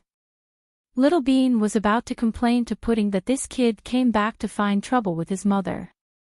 However, when she turned around, she realized that Pudding, who was still here just now, had disappeared. She didn't know where she had gone. Little Bean looked around curiously. Finally, she saw Pudding in the back garden while standing in the corridor on the top floor. She was talking to someone with a solemn expression. After taking a closer look at the person beside her sister, Little Bean turned pale with fright. Then, he ran in the direction of the rear courtyard. In the back garden of South Hill Manor in a quiet corner, Pudding sat on a wooden swing with a lonely expression. Beside her stood a man with white hair. He was wearing a green-gray robe and had expensive prayer beads in his hand. Fifth Grandpa, I still can't forget him, Pudding said in a low voice. The old man sighed slightly. In the blink of an eye, it's been more than 10 years. I'm old now and no one remembers me, but I can't forget you. You've lived with him for so long. But I'm surprised that the array didn't work on you and Little Bean. Later, I thought that the reason why you two weren't lured into the dream was because of the jade gourds. Although I don't know where Lu Yan got the gourds, it seems that they're really powerful. Not only can they ward off evil spirits, but they're also unaffected by any external forces. Back then, Master Wu and Su Yu wanted to see each other in their dreams, and in their last conversation with Su Yu. Su Yu's last wish was for all his friends and family in this world to forget about him. That way, there wouldn't be any pain. Master Wu also knew that Su Yu had already started his own life in another parallel world. Although this was a little heartless, it was the best choice for him and everyone else. Especially Huamin. After Su Yu disappeared, Huamin couldn't walk out of that shadow for a long time. Later on, Master Wu activated the array and everyone's memories of Su Yu were erased. Only Pudding and Little Bean retained them. It also became the only secret between the two sisters and Master Wu. Even Huamin and Qin Chu didn't know about it.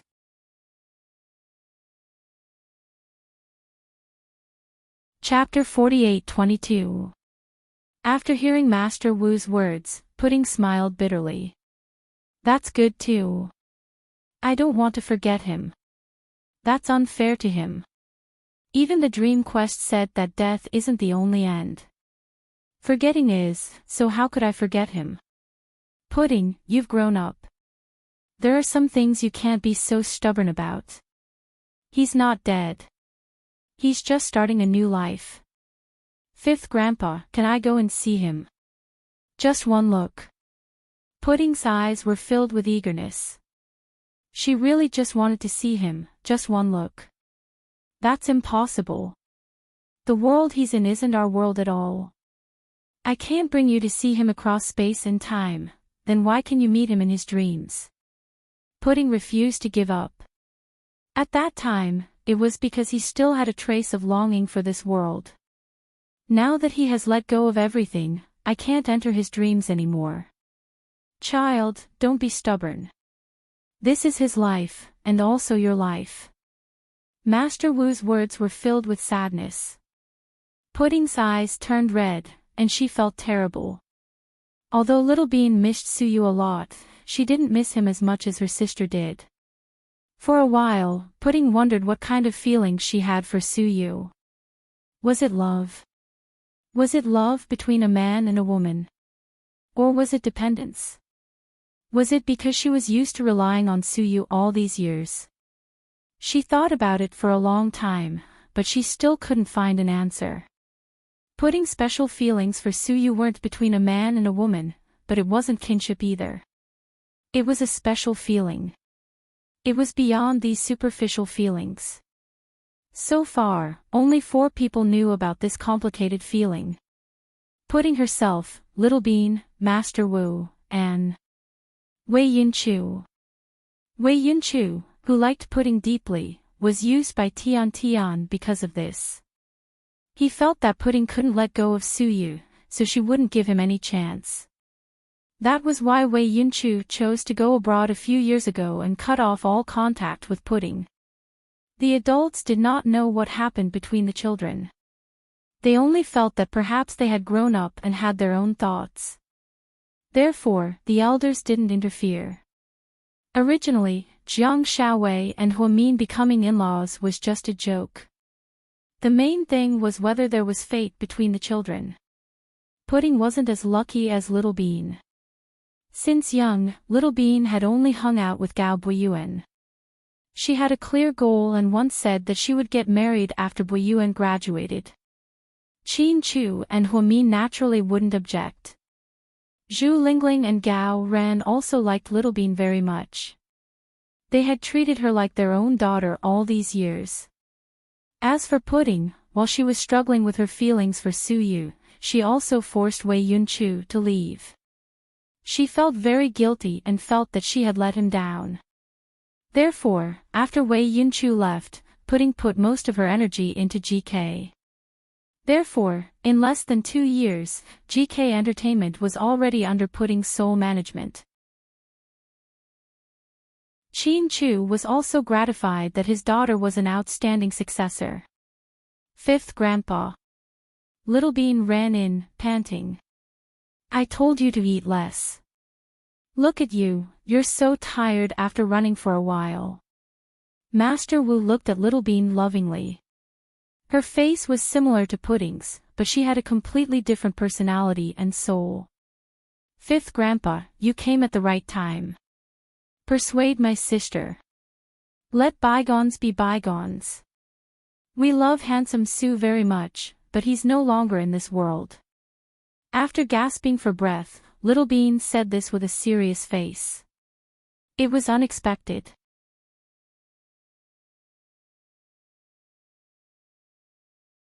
Chapter 48-23.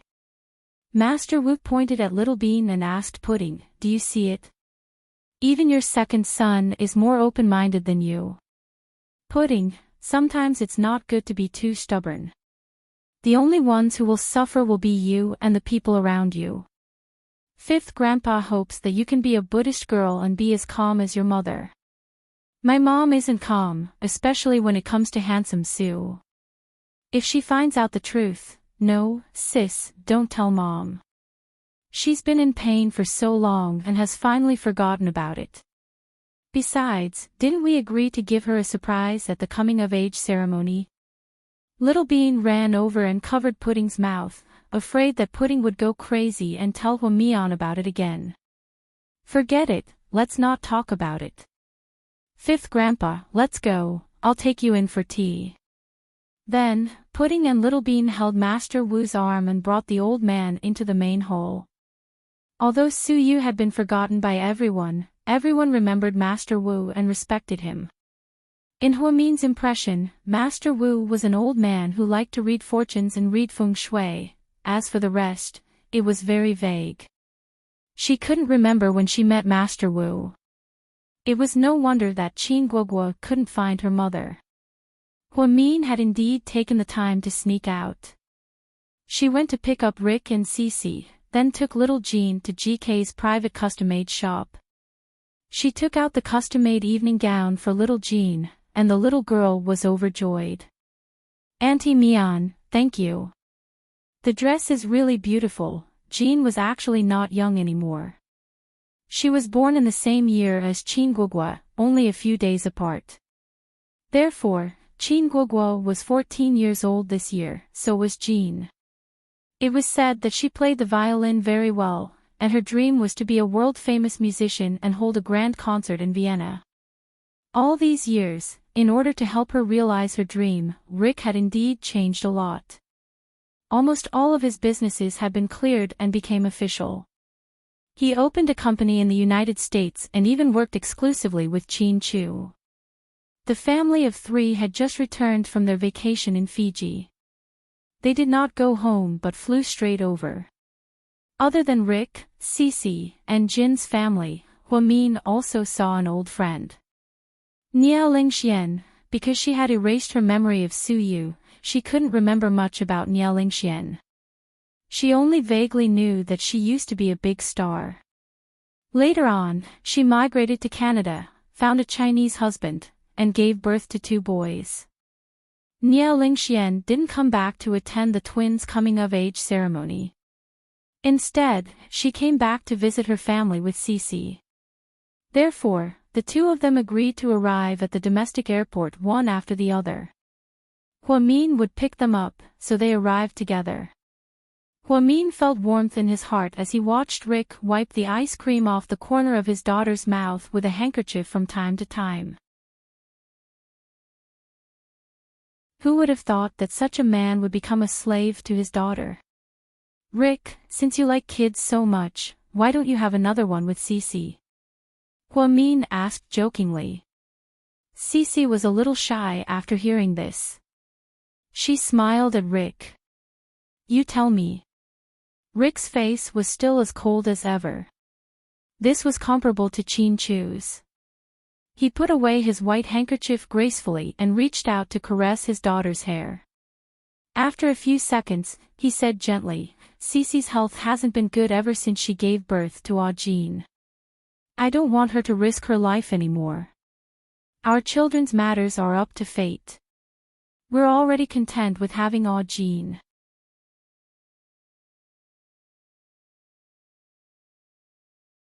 Chapter 48-24. Huamin wanted to cover his face in shame. Okay, I didn't come all this way just to see you two being lovey-dovey. Jean, is the ice cream good? Yeah, it's good. Although Jean was already 14 years old, she was too protected by Rick, so she was very pure and innocent. She had become a girl who only knew fairy tales.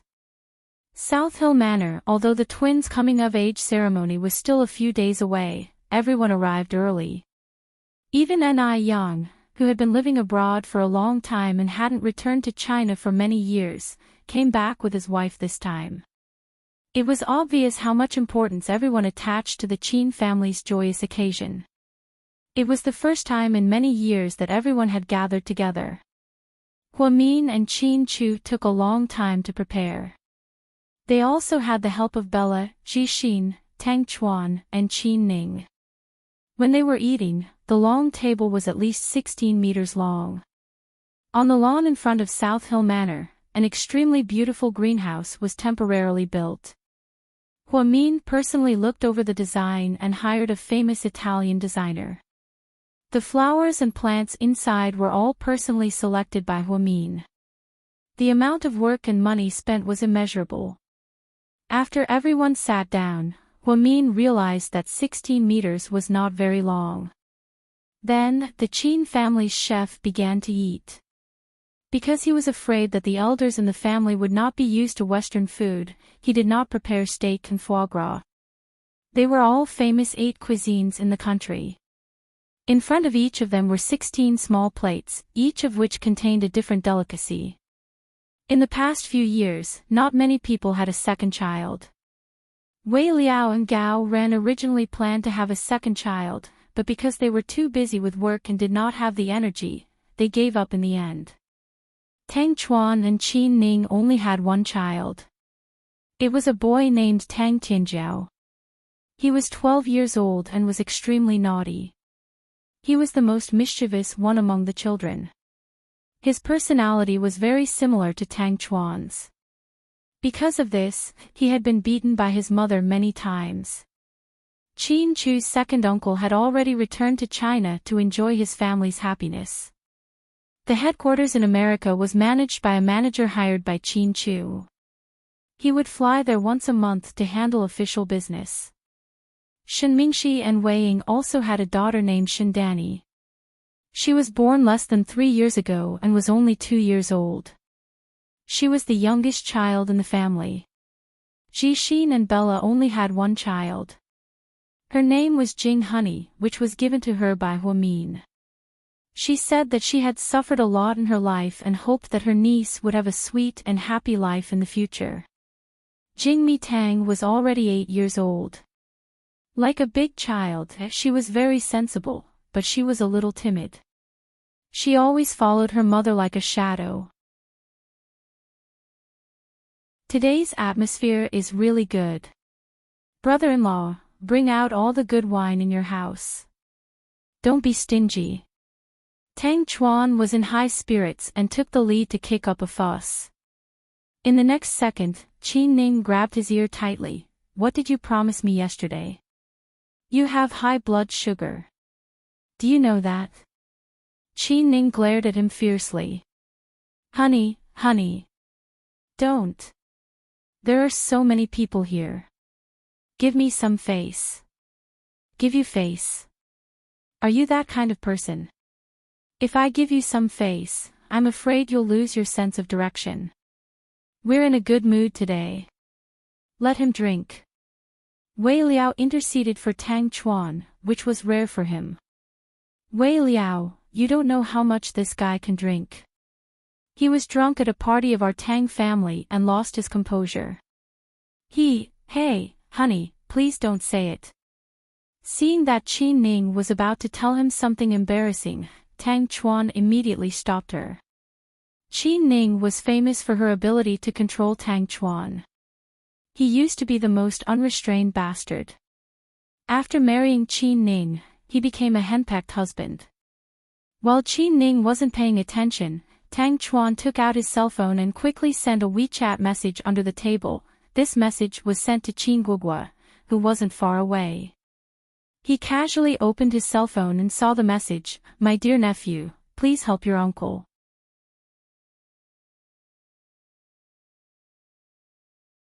Chapter 48-25.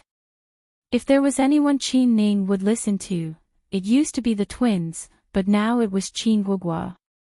It wasn't because Qin Ning didn't like the twins and didn't want to give them face. It was because Tang Chuan, that bastard, had begged the twins too many times. The more he begged them, the less they trusted him. So, he set his eyes on Qin Guogua, who had just returned to the country and didn't know anything. Of course, Qin Guogua didn't disappoint. He stood up and said, "Auntie, let uncle drink a little, just a little." With such a casual sentence, Qin Ning actually let him go. "I'll let you go today for my nephew's sake. Don't drink too much, got it?" "Got it, wife." Tang Chuan smiled cheekily. But in the next second, he couldn't smile anymore. The Qin family's maid ran over in a panic and shouted, "Oh no, young Master Tang fell into the pool." Then, everyone panicked when they heard this. A few adults who knew how to swim rushed to the front. Hua Min, who had experience in first aid, followed closely behind her husband. When Qin Ning ran over, her legs were weak. She was afraid that something would happen to her son. Everyone knew that there was a pool near the garden of Qin Chu's house. The deepest part of the pool was more than 2 meters deep. It was enough to drown an adult. There were some fish in the pool. In the summer, it was used as a viewing pool. In the winter, it was used as a mini skating rink for the twins.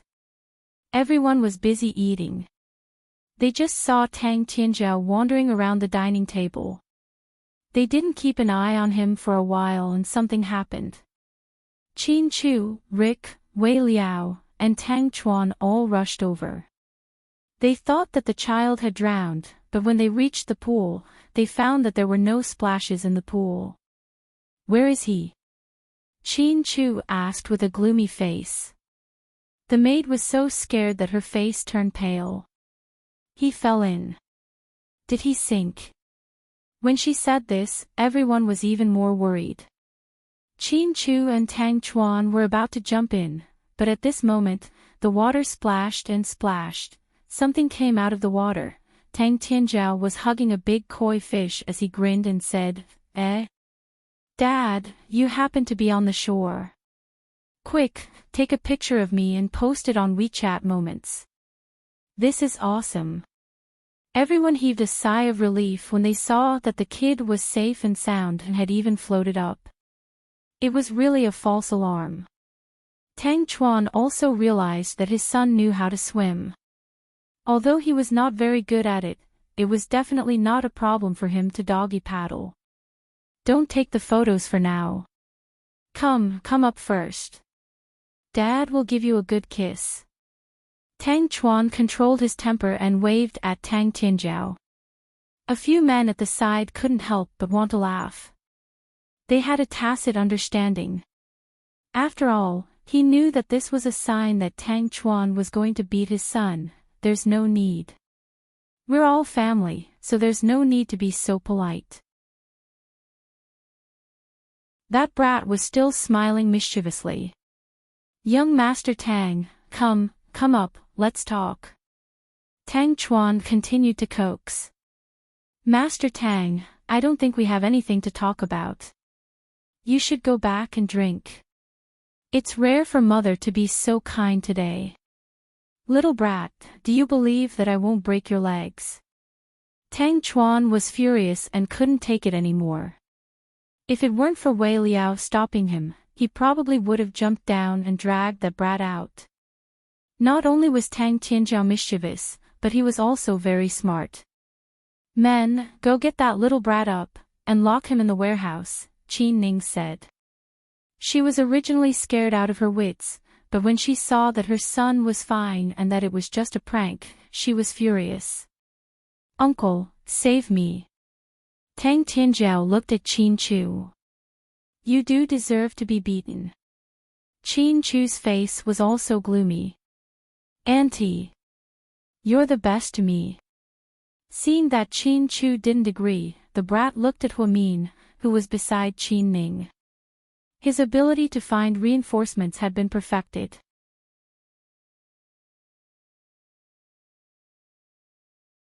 Chapter 48-26. Hearing young Master Tang's words, Huamin didn't have the heart to do it. Don't hit him. It's such a joyous occasion. Don't be so serious. But Tianzhao, you did something wrong and need to be punished. You can sit next to Brother Yu Yao. Is this a punishment? Sis-in-law. Qin Ning saw how protective her sister-in-law was of her son. Tianzhao is naughty, but he's a boy and didn't do anything bad. You two shouldn't hit him so often. It's not good to educate him with violence. Huamin wasn't being sarcastic. Indeed, she didn't advocate violent education anymore, except when the twins played pranks and Huamin hit them several times. When it came to Qin Guogua, she couldn't bear to hit him anymore. It wasn't because she spoiled the kids, but Huamin thought kids nowadays were very smart and learned to speak early. She should talk to the kids if she had something to say, there was no need to beat them up. Some of the children didn't even know what they did wrong and were beaten up for no reason.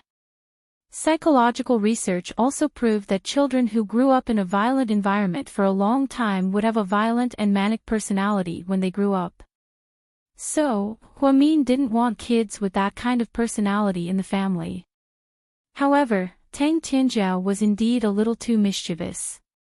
Among the children of this generation, there was no one like him. He was almost invincible. Qin Guogua, who was about his age, didn't play with him at all. He thought he was too childish. Jixin's daughter, Honey, was timid and didn't like to play with him. Wei Yunchu and Gao Buiyuan were like Pudding and Little Bean. They were about to have their coming-of-age ceremonies and couldn't play with him. Wei Ying's youngest daughter, Shen Danny, had just started babbling and wasn't the best choice. Jean, who was brought back by Rick, was about the same age as him, but Jean almost never left his father's side, so Tang Tianzhao didn't want to mess with him. So, Tang Tianzhao didn't like to come to these gatherings. After all, he didn't have any playmates his age. With Huamin interceding, Tang Chuan and Qin Ning finally let their son go. After getting out of the water, he immediately changed into the new clothes that Huamin had found for him. After putting them on, he obediently went to sit beside Qin Guogua. Cousin. I was almost beaten up just now. He took the initiative to find a topic to get closer to Qin Guogua. You deserve it.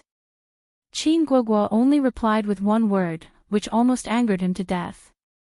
Tang Tianzhao was so angry that he turned his head and ignored Qin Guogua. He looked at Little Bean beside him. Second sister. That was really thrilling. If someone took a picture of me carrying the koi out of the water and posted it on WeChat, I promise I'll go viral on Mars. He continued to brag. Little Bean lowered her head and smiled. I'm afraid that your parents will beat you up before you even reach Mars. That's impossible. My dad is a bit fierce, but my mom is soft-hearted. She won't hit me too hard, Tang Tianzhao defended himself. Hey. Big sis. I recently saw a new phone with unlocked retina. It's so cool. It's only 28,000 yuan. But my mom won't buy it for me. Can you? As soon as he saw Pudding, a greedy thought popped up in his mind. His sister was the richest woman in this group of rich second-generation heirs. Of course, he wanted to take advantage of her. No way, don't even think about it. Before he could finish, Pudding rejected him. Sigh. You guys are so boring. Forget it, you guys are no match for me anyway. I'll just entertain myself. Tang Tianzhao felt extremely lonely. He didn't have anything in common with these guys. His uncle's 2 sisters and 1 brother were all arrogant and cold, which didn't suit his temperament. "Little brat, don't worry. When my auntie comes tonight, you can meet her baby. I promise you'll enjoy it." Little Bean smiled evilly. "Your auntie? Her baby? Is it a boy or a girl? How old is it?" Tang Tianzhao's eyes lit up when he heard that he had a new friend.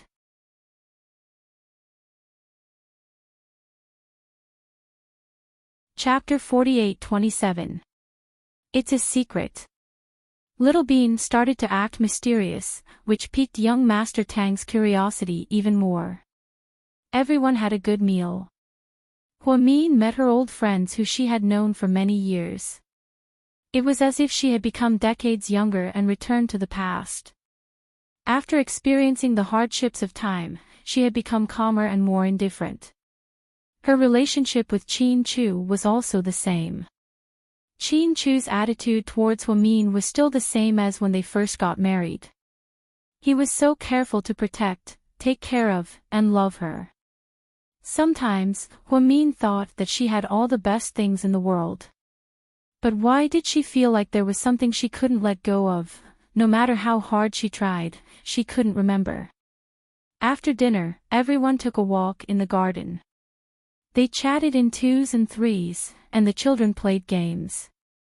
The sun was setting. Qin Chu accompanied Rick, Tang Chuan, and Wei Liao to drink red wine and talk about business. Jiang Xiaowei, Qin Ning, Zhu Lingling, Bella, and Jia were having afternoon tea in the luxurious room, gossiping and talking about fashion. Huamin was originally with them, planning to go to the wine cellar to get a bottle of red wine and come back. However, she met Master Wu on the way. He was holding a prayer bead and meditating quietly in a corner. Everyone was used to him being like this. After all, he was a master in this field. When Huamin came back with the red wine, she happened to take a shortcut and passed by him. "Master Wu." She smiled gently. "Mian." Master Wu opened his eyes and looked at Huamin like an elder looking at a child. "It's cold here at night. I have a yoga room. You can meditate there. It'll be more comfortable." "Then why would I still call myself an ascetic?" Master Wu smiled. Huamin also smiled. Then, she suddenly thought of something and asked, "Master Wu, I have something to ask you." "Okay, go ahead." Huamin walked over with the red wine and sat on the edge of the flower bed beside Master Wu. Then, she slowly recalled, "All these years, I've been very happy. I have a husband who loves me, a daughter, a son, a group of family and friends who love me. I have money and a career. I can go wherever I want and do whatever I want. Isn't that great? This is something that many people dream of." Master Wu said. Huamin nodded. "Yes, I'm very content. It's just that I keep feeling like there's something that I haven't remembered, that I've forgotten. I keep feeling like there's a corner of my heart that's sometimes empty and sometimes sad. It's like I've forgotten something important or someone important." Huamin tried her best to recall that feeling. In all these years, she had never had a nightmare, nor had she dreamed of anyone other than her family. That blurry figure refused to enter her dreams. She could only rely on her sharp sixth sense to feel that something was not right in her heart. After hearing Huamin's words, Master Wu's gaze became slightly complicated, but it was only for a moment before he brushed it off. After all, in front of someone as smart as Huamin, he couldn't make any mistakes. It wouldn't be good if she saw through him. Little Bean was right. Little Bean was right, Huamian couldn't know about this. After all, this was Su Yu's last wish. Master Wu couldn't tell her the whole truth, nor would he ever tell her the truth about Su Yu. "Master Wu, you're a master of fortune-telling. Can you tell me if I've forgotten someone important in my life?" Huamin said in a low voice.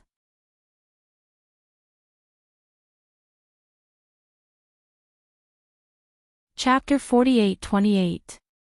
Even Master Wu, who was as calm as a Buddha, was shocked when he heard these words. Everything about Su Yu surged up in her mind. Even his handsome face appeared clearly in front of her. However, it was only for a moment before Master Wu came back to his senses. What's the big deal? Haven't I seen your destiny before?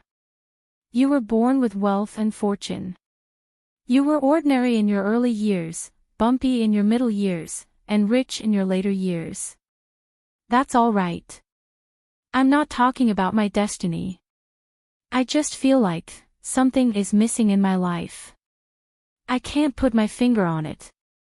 Even the quick-witted Hua Mian couldn't express that magical feeling. After all, this was what she felt in her heart. Outsiders didn't have that kind of resonance. After hearing Hua Min's words, Master Wu smiled slightly. Mian, let me say something. You might think that I'm a little direct, but actually, your phenomenon is just your imagination running wild. However, I can understand that people are like this. People have 7 emotions and 6 desires, which is why they're not called immortals. There's a saying that's very true.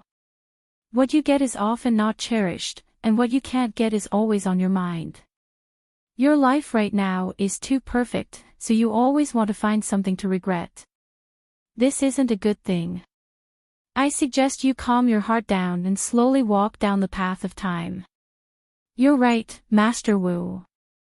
I was too pretentious.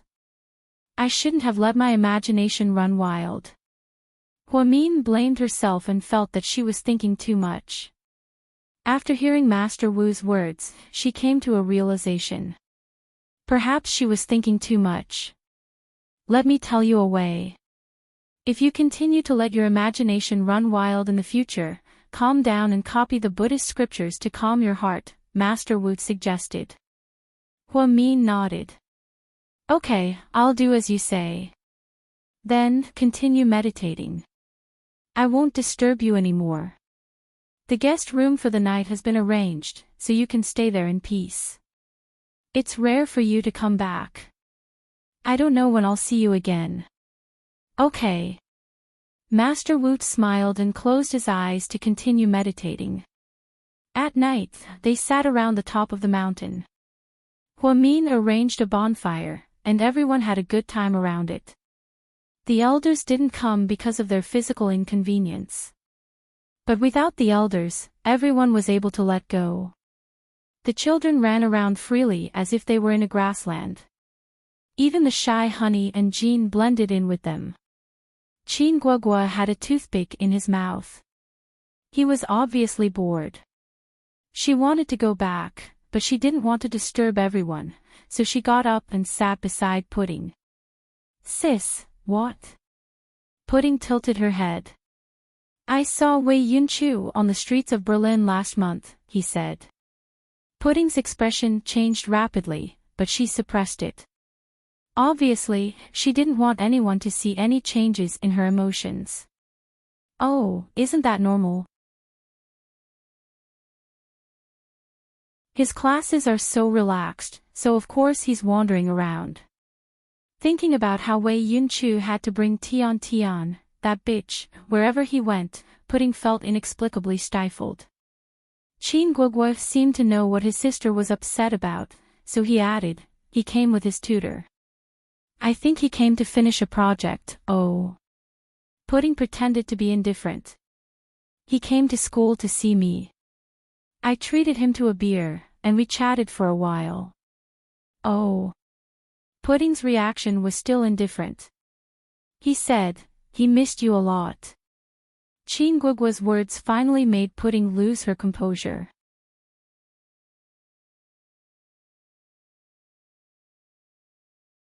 Chapter 48-29. Why are you looking at me like that? I'm telling the truth. Qin Guogua saw how scary his sister's eyes were and felt uneasy. Pudding was about to say something when her phone rang. She focused and picked it up. Hello. President Qin, come over quickly. Mukin and I are at Galaxy Bar and we got into a fight. Mukin is injured and we don't dare to call the police or the ambulance. We don't want to alert the media. What should we do now? It was Liao Mukin's agent. Hearing this, Pudding got up and left without a word. Hey, sis, where are you going? Little Bean noticed Pudding getting up like the wind and asked quickly. I have something urgent to deal with at the company. You guys stay with everyone. I'll be back soon. Pudding drove there alone in a white Lamborghini. She sped all the way to Galaxy Bar. Inside the private room on the top floor, Pudding pushed the door open and saw that only Liao Mukin and his agent were left inside. The room was full of glass shards. Liao Mukin covered his head with a white handkerchief. He was probably injured. There were also red bloodstains on his arm. President Qin, you're finally here, what happened? Pudding was shocked. After all, this was the first time she saw Liao Mukin injured. In the past, although this kid was arrogant and domineering, he was the one who bullied others. How did he get beaten up like this today? I'm fine. I just got into a fight. Liao Mukin lowered his head and covered the wound on his head. Fight? Are you a kid? How old are you? Pudding was furious. It was rare for celebrities under her company to fight, especially a top celebrity like Liao Mukin. After all, his every move was watched by the whole nation. If the media caught him, his image and persona would be ruined. Then, this celebrity's future would be ruined. It would be completely ruined. Therefore, Pudding felt that an 18-year-old girl like her wouldn't do such a thing. Liao Mukin was already 23 years old and was an adult. How could he be so immature? Liao Mukin stuck out his tongue in front of Pudding's question but didn't answer. President Qin, let's go to the hospital first. I think Mukin's injury is quite serious. The agent was scared out of his wits and didn't explain the situation to Pudding in detail. He only thought about the injury. I'll drive him to get his wounds bandaged. You take care of the bar. Keep this a secret. Don't let anyone else know about this. Okay, CEO Qin. After the agent received the order, he began to deal with the aftermath. Pudding grabbed Liao Mukin's clothes and dragged him into the Lamborghini. Ouch, be gentle, be gentle. I'm an injured person. Faced with Pudding's rudeness, the boy cried out in protest. Why didn't you think about the pain when you were fighting? You deserved it. It was Liao Mukin's first time sitting in the boss's car. He had to admit that the car was very cool. It was not a matter of how much it cost. After the car was brought back, it had undergone excellent modifications and had become the best of the best.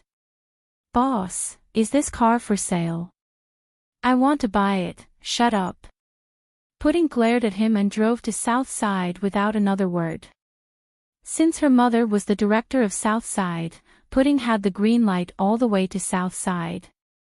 He took Liao Mukin directly to the VIP ward and found a reliable doctor to help treat the wound and examine it. By the time they were done, it was already 12:30 p.m. President Qin, this gentleman's injury isn't very serious. He just needs to pay attention to the wound and change the dressing. He doesn't need to be hospitalized. Okay, thank you, Dr. Liang. After sending the doctor away, Pudding walked to the bed. You're a superstar. You drank and got into a fight. Are you out of your mind?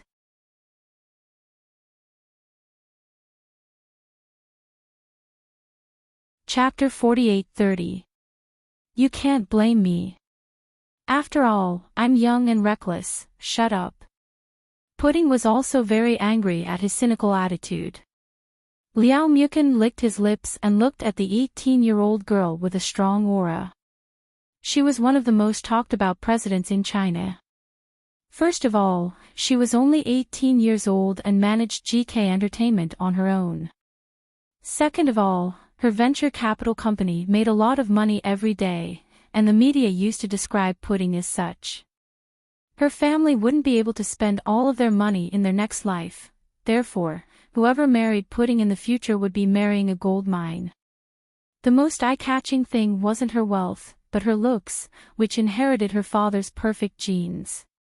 Pudding and Little Bean looked exactly the same, but because Little Bean was chubbier, she didn't have the same strong aura and charm. Little Bean, on the other hand, had the sweet temperament of a girl next door, so Pudding became a cold and arrogant existence. "Boss, I heard your nickname is Pudding?"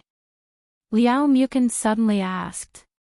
Pudding's eyes turned colder, however, this guy didn't seem to have enough fun and didn't plan to stop.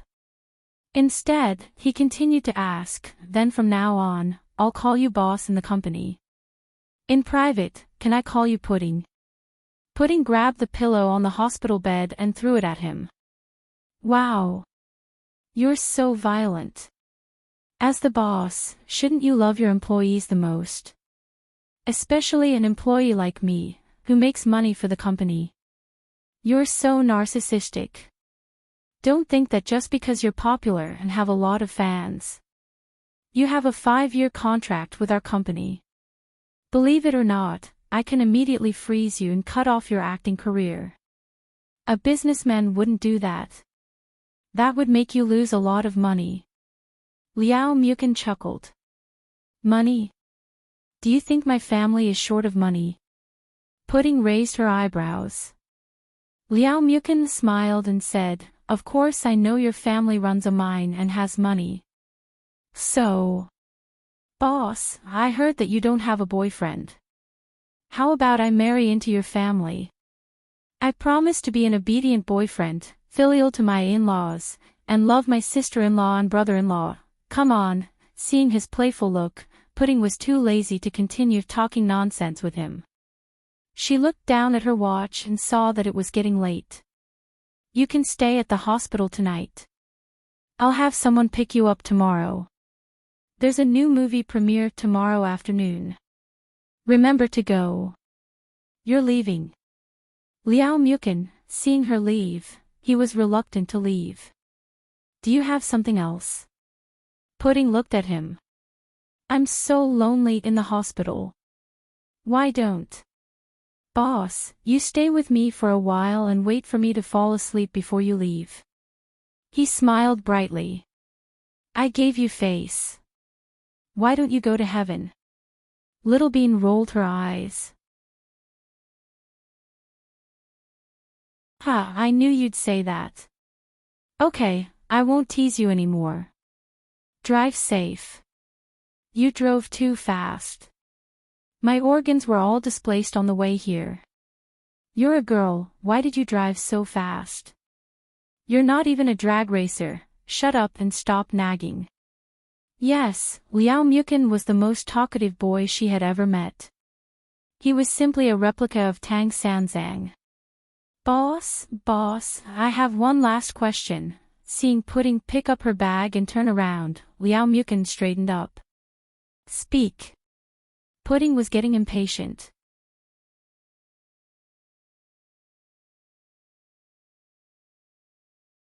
Chapter 48-31. "Can I attend your coming-of-age ceremony?" he asked, enunciating each word. Pudding was about to refuse. After all, her coming-of-age ceremony was a small one, and the guests were all high-class VIPs. She didn't plan to invite outsiders, nor did she invite the company's employees. Don't misunderstand, Ha. I just want to meet my senior, N.I. Yang. I heard that he's back in the country, and the media is hyping it up. He was so popular back then and sang so well. He must have a lot of tricks up his sleeves. I want to talk to him and fulfill my wish. After all these years, I've only liked one idol. Unfortunately, he's been abroad for many years and hasn't come back. Pudding had long heard that Liao Mukin liked N.I. Yang. When N.I. Yang became popular, the twins weren't even born yet. Later, after N.I. Yang retired, his last album was a hit for 5 years. Liao Mukin's singing wasn't very good, but he liked an I Yang style. This didn't seem like an excuse at all. After some thought, Pudding replied, "I'll think about it." Yes, she didn't give a clear answer. Even if Liao Mukin wanted to go to the coming-of-age ceremony, she only said that she would think about it. Pudding did have more than a dozen invitations in her hands. As a popular superstar, it wasn't a problem for Liao Mukin to come. But, if her mother saw him, would she? Pudding's heart was still in a mess as she walked out of the hospital. She sat in the Lamborghini and didn't start it immediately. Instead, she sat there in a daze for a while. There was a secret about Liao Mukin that only Pudding, Little Bean, and Master Wu knew. It was a secret that even Liao Mukin didn't know. It was Liao Mukin. He looked very much like Suyu. Master Wu had erased all traces of Suyu's existence in this world, so even the Su family didn't remember that they had such a son. Only Pudding and Little Bean's memories weren't erased because of the jade gourd Lu Yan gave them. So many years later, when Pudding saw a newcomer in the entertainment industry named Liao Mukin, she was dumbfounded. His looks were very similar to Suyu's, but his personality and aura were completely different. Everyone thought that Pudding signed with Liao Mukin because he was a money tree and could make money. Only Little Bean knew that her sister did this because she looked like handsome Su. Huamin didn't care about the entertainment industry and never read the news, so he only knew that one of Pudding's children was very popular. But he had never seen it before. Pudding once wondered if her mother would remember something if she saw Liao Mukin's face one day. Pudding was very contradictory. She was afraid that her mother would remember, but she was also afraid that her mother would forget. She knew it was best for her parents to forget handsome Su. However, if they forgot about handsome Su, it meant that they would forget about everything he had done for their mother, father, and Little Bean. Little Bean had warned her sister many times not to let her mother see Liao Mukin to avoid a series of unpleasant things. However, the moment Liao Mukin expressed his desire to come, Pudding hesitated. 15 minutes later, Pudding's car left South Side. Liao Mukin stood in front of the window on the 5th floor and watched the car drive away. He muttered to himself, "What a strange little girl. She always seems to have a lot on her mind." When Pudding returned to South Hill Manor, it was already 11 o'clock. The guests were resting, and the guests were going home.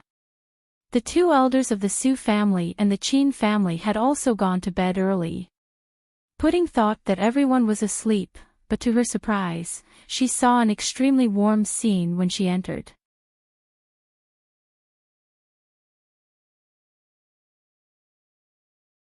Chapter 48-32. Huamin was wearing a white cotton nightgown and was lying on Qin Chu's lap with a face mask. Qin Chu was drinking tea and watching the news on the finance channel. Little Bean was playing a popular game with Qin Guoguo on her phone. Pudding knew they were waiting for her. "Hey, my sister is back." Little Bean put down her phone. Huamin got up from Qin Chu's lap. "You're back so late. How's work?" "It's done," Pudding said. "Come, sit down. It's rare for our family to be together. There were too many people during the day, so I didn't have time to talk to you guys." Huamin smiled gently. She waved at Pudding. Pudding couldn't resist her mother's smile. She took off her high heels and walked to the sofa with her bag. She found an empty seat and sat down. "Wow, our family of 5 is reunited. No, we must take a picture." Little Bean picked up her phone, opened the camera, and looked at the lighting. When she thought it was about time, she found the best angle with the camera and took a series of photos. This time, they didn't pose for the photo and didn't gather together. It was very casual. However, the effect was surprisingly good. After all, they were a family of good-looking people. Other than Huamin, who wasn't as good-looking, the others were all celebrities. After the photo shoot, Little Bean excitedly posted it on her WeChat friend circle. She had a lot of fun. Pudding, on the other hand, was a little tired after running around all day. She leaned on the sofa and didn't want to talk or move. "Sis, eat an orange.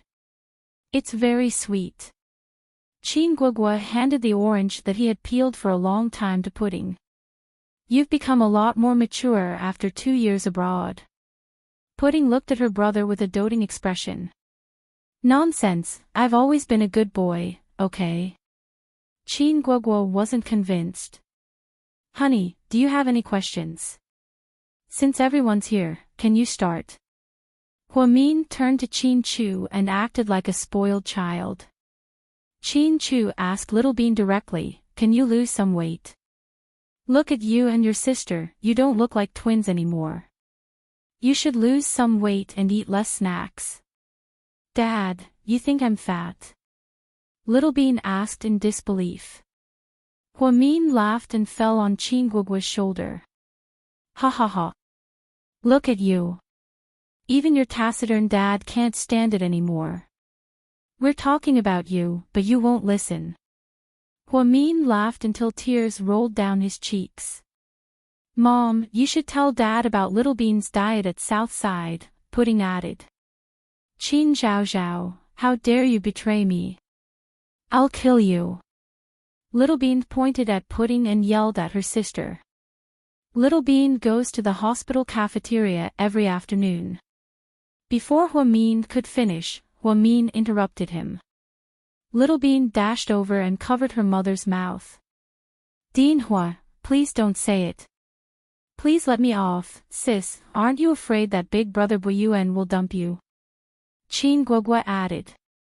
"Why are you guys attacking me? Shouldn't you say that Pudding is busy and doesn't have time for us? Or that Qin Guagua goes to school in Germany and spends 10,000 euros a month on his pocket money?" Feeling wronged, Little Bean tried to shift the blame onto her sister and brother. "However, I'm spending my New Year's money." "It's none of your business," Qin Guagua said matter-of-factly.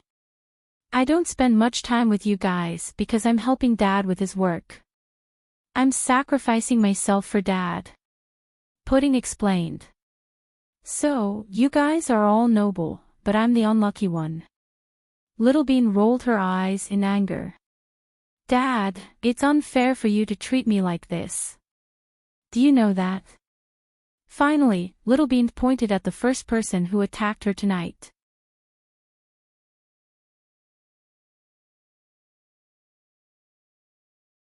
Chapter 48-33.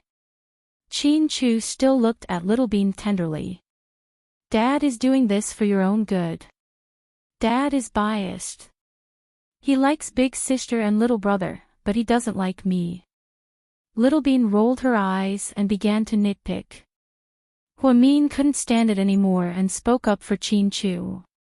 "Little Bean, don't you feel guilty for framing your dad like this? Your big sister works from dawn to dusk, and your little brother goes to school and comes back only once in a while. You're the one who spends most of your time here. Think about it, what do you want? Don't you ask your dad to buy it for you? Then you save your own salary, New Year's money, and pocket money. What's worse, I heard that you wanted to give Buyuan a limited edition hoverbike for his birthday last year, and it was your dad who paid for it." Mom. Why are you talking about this? Aren't I your biological daughter? If you don't give it to me, who do you give it to? Little Bean felt guilty when her mother started to dig up old scores. Everyone burst into laughter. Little Bean was the joker of the family, the joker. For so many years she had played this role, so it was impossible to say that Qin Chu was biased. Although Pudding was outstanding and Qin Guoguo was obedient, Little Bean was the most popular and the best at flattering the whole family. She spent the most time at home. Although she was doing an internship at Southside, she still ate at home. Sometimes she was too lazy to drive, so she didn't even drive and sat in the passenger seat of her mother's car. When she wanted to eat dumplings at night, she called her grandma and her grandparents wanted to make them themselves. During the holidays, Pudding was busy going on business trips, Chin Guoguo was busy with his work-study program, and Little Bean swindled some money from her dad so she could go to the Maldives with her friends to enjoy the sun. So, the little girl was asking for trouble when she said that her dad was biased. Do you guys want coffee? I recently learned a new way to make it, and it tastes really good. Do you want to try it? Little Bean tried to please everyone. Sis, you change your mind so fast. Chin Guoguo rubbed his temples. I'm being nice. If you don't want it, then forget it. You let us drink coffee in the middle of the night. You really love us. You won't let us sleep. Pudding lowered her head and held her phone. She was checking the news to see if there was any news about Liao Mukin's fight. Everyone's waiting for Auntie and the others, so they won't go to bed too early. Little Bean said confidently. Hua Min chuckled. Go on, 1 cup each. But don't try to extort money from us. Don't worry, I have enough pocket money recently. Besides, I won't blackmail you. After all, my auntie, that godly tycoon, will be here tonight. The pocket money you give is not even enough to fill the gaps between my auntie's teeth, okay? Little Bean loved Lu Yan as much as Pudding did. Ever since they were little, Lu Yan had spoiled them and gave them a lot of money. In the past few years, Lu Yan had given the twins hundreds of millions of gifts on their birthdays. There were all kinds of diamonds, watches, and bracelets. Hua Min kept telling her not to waste money like this. His heart couldn't take it anymore. Chin Guoguo also liked Lu Yan, but because he was a boy, he was introverted and didn't know how to express his feelings, so he didn't say it out loud. Little Bean used the excuse of making coffee for everyone and ran away so that they wouldn't continue to attack her. Chin Chu, on the other hand, discussed the German economy with his son. Hua Min glanced at Pudding and said in a low voice, "Come with me."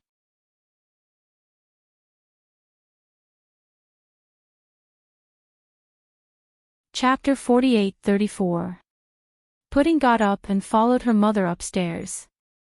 Change into your home clothes. Don't dress so professionally. It's too tiring.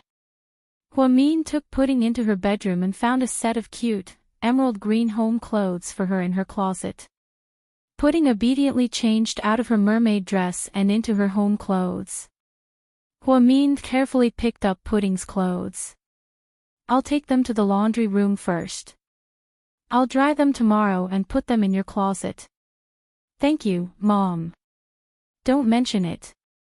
After Hua Min came back from the laundry room, Pudding was still in the bedroom, sitting on the couch and playing with her phone. The two girls had lived separately since they were 6 years old to cultivate their independence.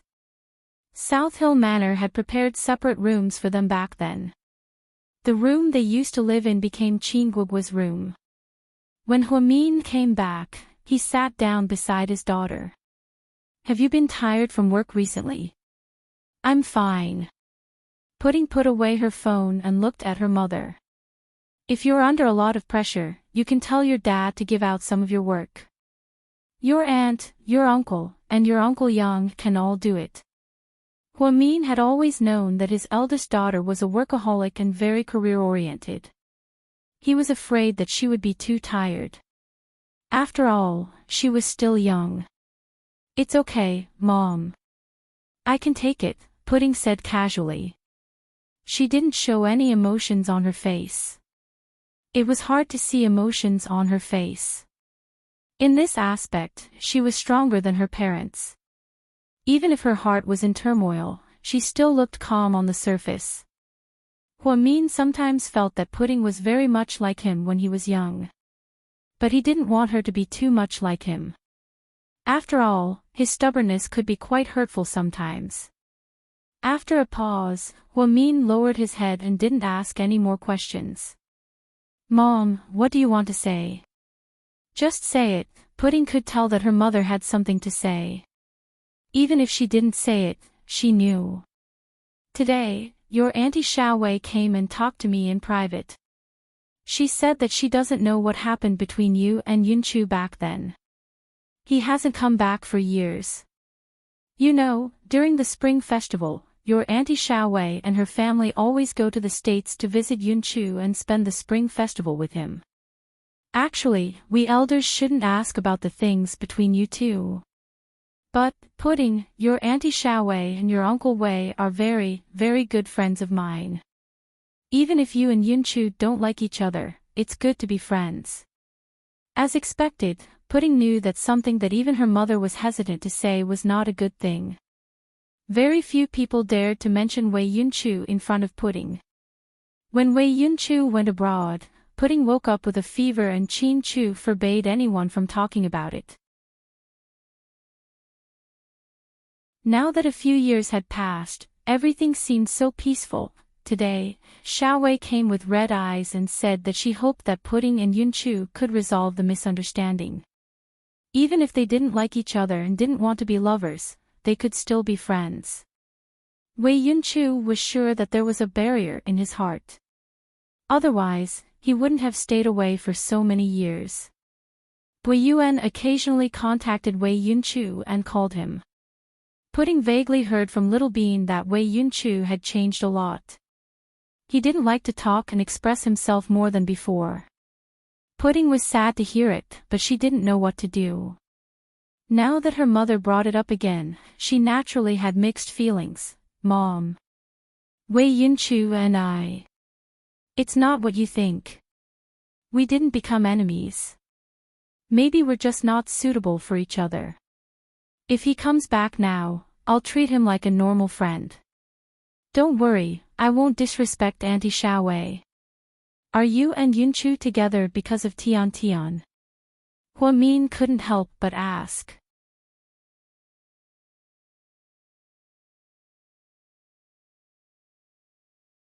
Chapter 48-35. Other people didn't know Tiantian's true colors, but Min did. He had experienced it when he was little. Tian Tian pretended to let go of her past. However, Min knew that Hui Yanyan had left a deep impression on her. She wouldn't act as if nothing had happened. Only Wei Ying and her husband would believe her. Almost all the elders knew that Tian Tian liked Wei Yunchu because she was too obvious about it. Although Tian Tian called Wei Ying mom, she wasn't Wei Ying's daughter, so she wasn't related to Wei Yunchu. It wasn't impossible for them to be together. However, Min had seen that Yunchu didn't like Tian Tian very much. He even disliked her. However, he didn't know what happened a few years ago that made Tian Tian take advantage of the loophole and go abroad with Wei Yunchu to study abroad. In the past few years, Wei Yunchu and Tian Tian didn't come back to China and didn't keep in touch with these people. Therefore, he didn't know how they were doing. Today, when Xiaowei chatted with Min, she made it clear that she wouldn't let Yunchu and Tian Tian be together. No matter who Yunchu married, he wouldn't marry Tian Tian, so he asked Min to explain it to Pudding. Min knew that his daughter had a lot on her mind and didn't dare to say too much. Mom, it's not like that. Tian Tian didn't play a big role in this. Yunchu doesn't like Tian Tian and won't like her in the future. I know all this. Then why did you? Min was even more confused. Mom, let me handle this myself. I really don't know how to explain it to you. Okay. I'm just worried that you'll feel wronged and keep it to yourself. But I know my daughter is the best. You'll take care of yourself. Pudding nodded slightly. At this moment, Little Bean's squeal came from downstairs. Oh my God. Auntie's private jet landed at the airport at the top of the mountain. So cool. Then, Little Bean dashed out like a gust of wind. Hearing that Lu Yan was here, Huamin and Pudding hurried downstairs, so they didn't continue the conversation. Lu Yan was supposed to arrive during the day since she had sent people to Germany to protect Qin Guoguo on his way back. Later on, he heard that he had something to do in Malaysia, so he went to Southeast Asia at the last minute. They arrived in Sea City in the middle of the night and landed at the top of South Hill Manor. What was that saying again? The lives of the rich were varied, and the lives of the poor were roughly the same.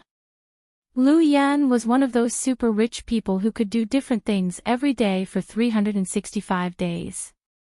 She could do anything she wanted. It was still a short distance from the top of the mountain to South Hill Manor, so Qin Chu arranged for the driver to drive a Lincoln limousine up to pick them up so that everyone could sit together. Huamin's eyes turned red when he saw Lu Yan from afar. Over the years, every time Lu Yan came, she would feel very touched. Lu Yan only wore a black leather jacket, dark blue jeans, and marten boots. She was still as unique as ever. Her long hair was down, and she was dressed in a retro style like a famous Hong Kong celebrity from the 90s. Still, she was stunning. Behind Lu Yan was the silver-haired Xiao Fei. Beside him were two girls who looked exactly the same. They were about 11 or 12 years old and wore the same black windbreaker and black marten boots with a lot of nails. Then, they looked exactly the same as the two girls. Oh my god. That's Qiao Tuanchuan and Qiao Yuanyuan. They're so tall. Little Bean exclaimed.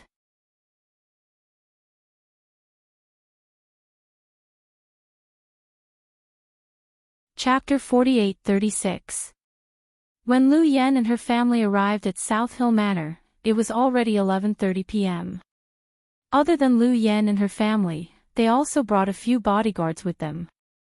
As expected, they were a family of gangsters. They all dressed like gangsters.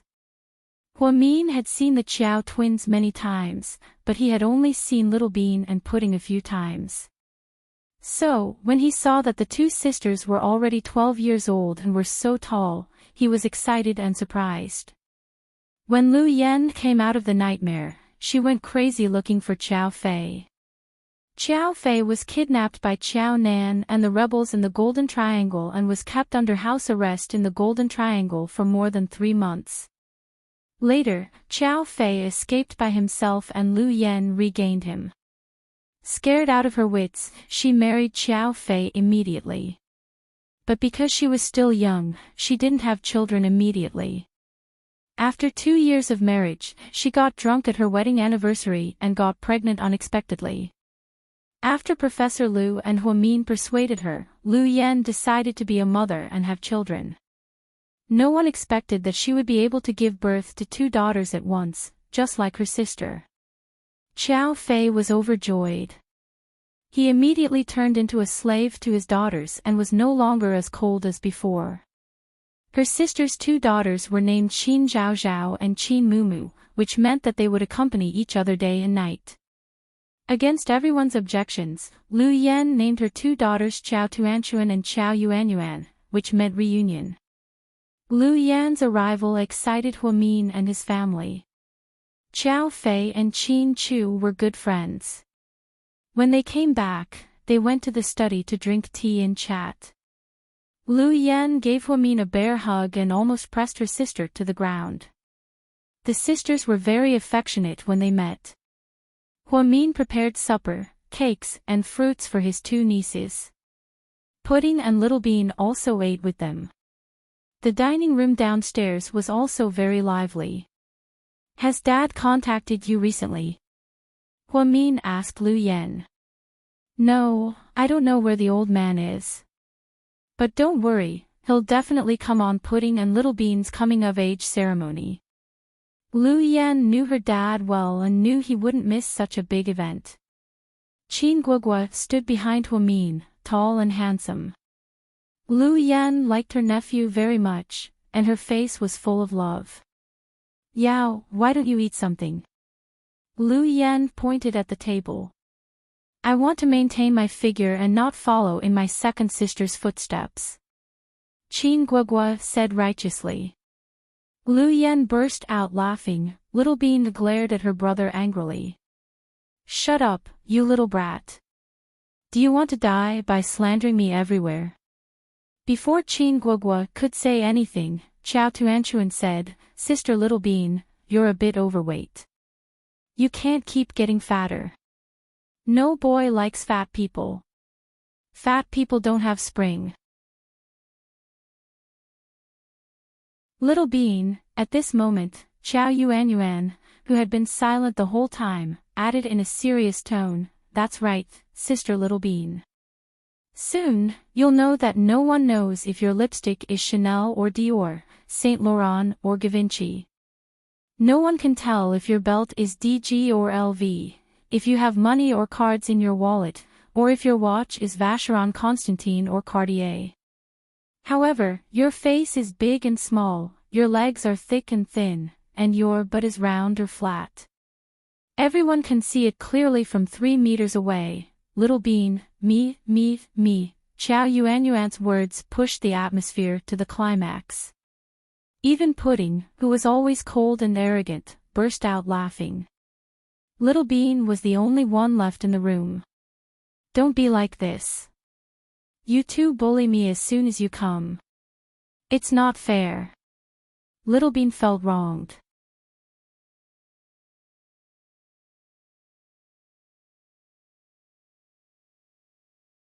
Chapter 48-37. Yuan, brilliant. Pudding gave her a thumbs up. It was clear that although the two demons were only 12 years old, their intelligence was far beyond that of a 12-year-old. They were famous for their high IQ and EQ. Lu Yan once joked that if there was an international IQ and EQ ranking competition, would the top 10 all belong to their family? Pudding, Little Bean, Tuan, Yuan, and Guoguo would all be in the top 5, right? Brilliant. She's just a fart. Little Bean rolled her eyes. Big brother Yao, do you want to play a game? The oldest, Chao Tuanchuan, liked to be active, while the second, Chao Yuanyuan, liked to be quiet and didn't talk much. What game? Qin Guogua had a feeling it wasn't a good thing. Close combat. Do you want to play? The loser has to give 100,000 yuan of pocket money to the winner, Chao Tuanchuan said. Wow. That's a big bet. This is going to be fun. Little Bean instantly forgot about the unpleasantness just now and was eager to watch the show. Hua Mian and Lu Yan looked at each other and smiled. They both knew the kids had a sense of propriety when they joked. Even if it was close combat, it was just a friendly competition. There wouldn't be any problems. It sounds like you'll definitely win. Qin Guogua leaned against the pillar with a toothpick in his mouth. His expression was calm, just like Hua Mian's. Yes, I'm confident. Chao Tuanchuan raised his chin. Big brother, you have to be careful. Chao Tuanchuan's skills have improved by leaps and bounds.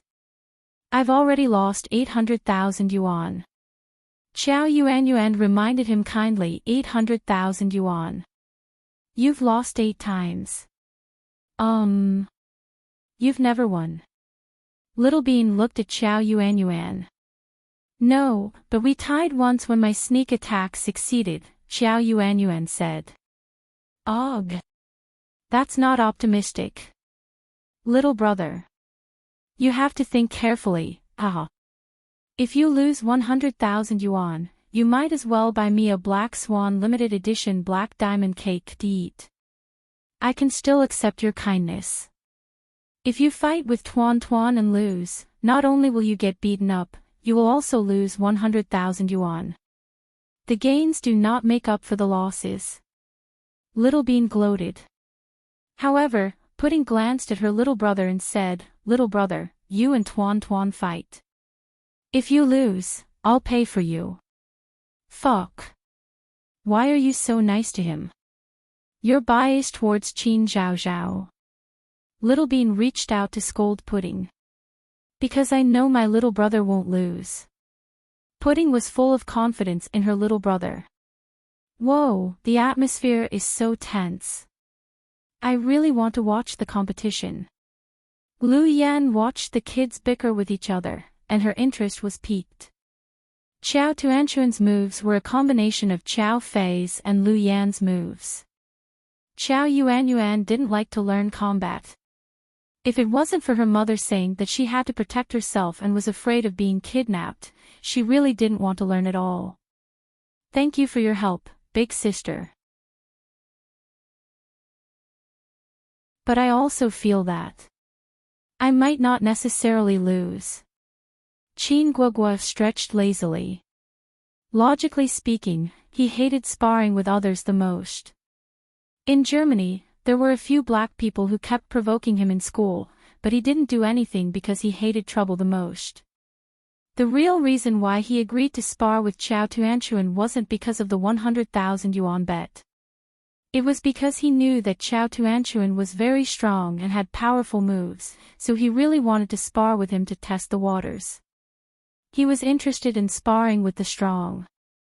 As a result, just like that, in the middle of the night, a group of people walked out and arrived at the lawn in front of them.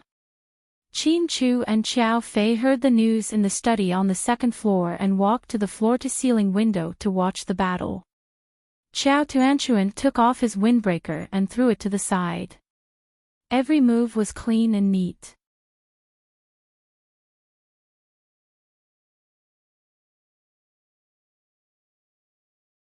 Chapter 48-38. Big Brother Yao, I won't go easy on you. I hope you'll do the same. Xiao Tuanchuan chuckled. Don't worry. Bring it on. In just 2 seconds, Xiao Tuanchuan rushed up and attacked fiercely. Little Bean was dazzled by her moves. Wow. She's so fast. She's so good at kung fu. I'm so jealous. Little Bean was drooling with envy. She thought she and Pudding were very good at taekwondo because they were 9th Dan black belts. At least she could take down 4 men by herself. However, compared to Xiao Tuanchuan, they were like children playing house. My sister is indeed very strong. She can fight with Uncle All Lai for 15 minutes now. Xiao Yuanyuan smiled slightly. Little Bean and Pudding were both surprised. What level was Alai at? What level was he at? He was a top mercenary in Lu Yan's team. He had killed more people than they had eaten bread. Xiao Tuanchuan was only 12 years old. Although she was already 165 meters tall, she was still a 12-year-old child. It was already very good that she could fight with All Lai for 15 minutes. Looking back, they found that although Xiao Tuanchuan attacked fiercely, Qin Guoguo was in a passive position. However, if one observed carefully, they would find that although the attacks were fierce, they also consumed a lot of energy. Although Qin Guoguo was in a passive position, he dealt with it easily and didn't even pant. Qin Chu and Xiao Fei saw it clearly from the second floor. Tuanchuan is too impatient. She's not as calm as Yao, Xiao Fei said. Tuanchuan didn't use her ultimate move. It's hard to say who will win. Qin Chu thought they couldn't underestimate Xiao Tuanchuan. After all, she was the child of Xiao Fei and Lu Yan. The child of a tiger couldn't be a cat, right? Sure enough, seeing that her fierce attacks didn't work and Qin Guoguo was dealing with it easily, Xiao Tuanchuan immediately changed her tactics. She changed her attack style and forced Qin Guoguo to take the initiative. 5 minutes later, they were still evenly matched, but Qin Guoguo wasn't as relaxed as before. Xiao Tuanchuan, on the other hand, was still full of energy and kept attacking. Her fast attack style made people highly vigilant. Because as long as they let their guard down, they would lose everything. Little Bean was very excited and kept talking to Xiao Yuanyuan. I don't want to tell you guys that you came at the right time. Tomorrow, I'll introduce you guys to a friend. My auntie's son is Tang Tianjiao. He's very naughty. You guys can play with him. I'm sure you'll win him over. Qiao Yuanyuan didn't say anything after hearing that. She just smiled mysteriously. After Lu Yan gave birth to the baby, she had stopped taking orders. She had been taking in business for the past few years. Even so, the combined wealth of Lu Yan and Qiao Fei was more than enough to last them 3 lifetimes. After Lu Yan retired, she disappeared from the world and lived in seclusion with her subordinates on an island in Xanadu. Occasionally, she would come back to visit Huamin. As for the 2 children of the Qiao family, they did not go to school in Europe because of their special identities. Instead, they went back to Russia and received the education of the best military school. The old master of the Qiao family treasured the 2 children. After Qiao Fei escaped, Lu Yan issued a death warrant and killed Qiao Nan. Her relationship with the Qiao family deteriorated. So, Qiao Fei lived with Lu Yan on the island until his children went to school. His father was old and considered handing over the position of the head of the Qiao family. They enjoyed the happiness of family, so, few people knew about the identity of the twins, and even fewer people had seen them in person. Qiao Tuanchuan was arrogant and flamboyant, while Qiao Yuanyuan was low-key and unpredictable. They were almost a miniature version of Lu Yan and Qiao Fei. It's over. I think Yao is going to lose. Huamin was scared out of his wits.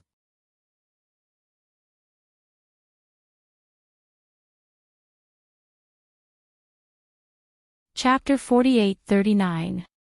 Lu Yan smiled slightly. It's okay, sis. My nephew won't look bad even if he loses. Do you know how hard Tuanchuan trains every day? Lu Yan knew her daughter very well. Qiao Tuanchuan had inherited Lu Yan's iron will and took combat and military equipment as her favorite hobby. Qiao Tuanchuan was only 12 years old. When Lu Yan was 12 years old, she didn't seem to have such a mature mind. At that time, she was just a noisy little girl who ran around and was hunted down by her enemies. Qiao Tuanchuan, on the other hand, was studying at an advanced military academy in Russia. She didn't receive any special treatment because of her identity. Instead, she received more intensive training than others. Qiao Tuanchuan was a tough girl. Therefore, Lu Yan didn't think Qin Guoguo would look bad if he lost to her cousin. Huamin didn't say anything. It was just a competition between the kids and he thought it didn't matter who won or lost.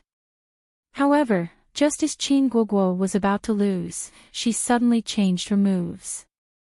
Their speed was simply beyond the limits of humans, and their footsteps suddenly became light and graceful. Suddenly, 5 or 6 more figures appeared. Qiao Tuanchuan was confused and didn't know what to do. There's a chance. Pudding crossed her arms and smiled slightly when she saw the situation change. Qiao Yuanyuan stood beside Pudding and didn't say anything. She just smiled as if she was smiling all the time. It was said that this girl had been hiding a dagger behind her smile since she was little. She might smile gently at you 1 second and then stab you in the next. Not many people knew about Lu Yan's twins. After all, they had special identities and weird personalities.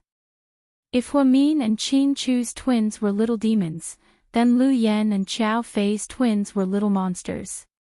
Mace Fist. Lu Yan was surprised.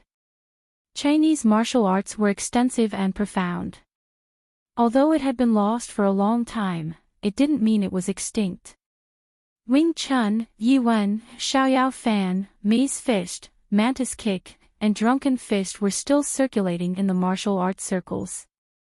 Lu Yan had once learned Tai Chi and studied it on a Taoist mountain. However, she felt that it was too gentle and slow. It didn't suit her impatient personality. After all, Lu Yan didn't practice martial arts to strengthen her body but to kill with every move. So, she gave up. What Qiao Tuanchuan and Qiao Yuanyuan had learned were authentic military combat techniques. They were fast and accurate. Qin Yuyao also learned it, but he saw that he was not as good as Chao Tuanchuan. At the last moment, he changed his move. He used a very ancient and almost lost traditional martial art. It was indeed unexpected. Chao Tuanchuan originally thought that this was a plot that only existed in movies and novels, but it actually appeared here. Chao Tuanchuan also didn't know what to do. He continued to use his own military fighting techniques, but found that it was useless against his cousin. His method was to use 4 tails to defeat 1,000 caddies. In the end, after Chao Tuanchuan tried to attack for 3 minutes, she gave up completely. In the last move, Qin Guoguo's expeditious steps caused the little girl to feel dizzy. She wasn't paying attention and was strangled by Qin Guoguo. I lost. Chao Tuanchuan spread out his hands. He lost without hesitation. The little girl was very courageous and wasn't a sore loser. Yao, who did you learn mace fist from? Lu Yan walked over and rubbed Qin Guoguo's head lovingly. As far as Lu Yan knew, her sister, brother-in-law, and even her father didn't know this kind of fist technique. Qin Guoguo used it so skillfully that he must have learned it for a long time.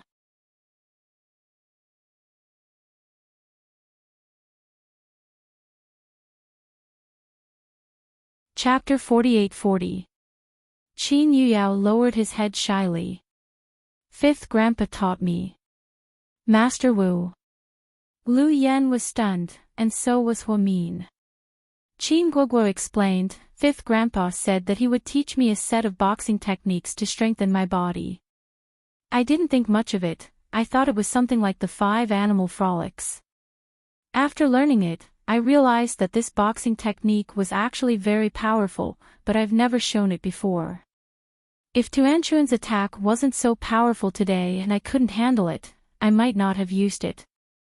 Qin Guoguo's words had acknowledged his cousin's valiance and strength. This made Chao Tuanchuan very happy, and her impression of her cousin improved.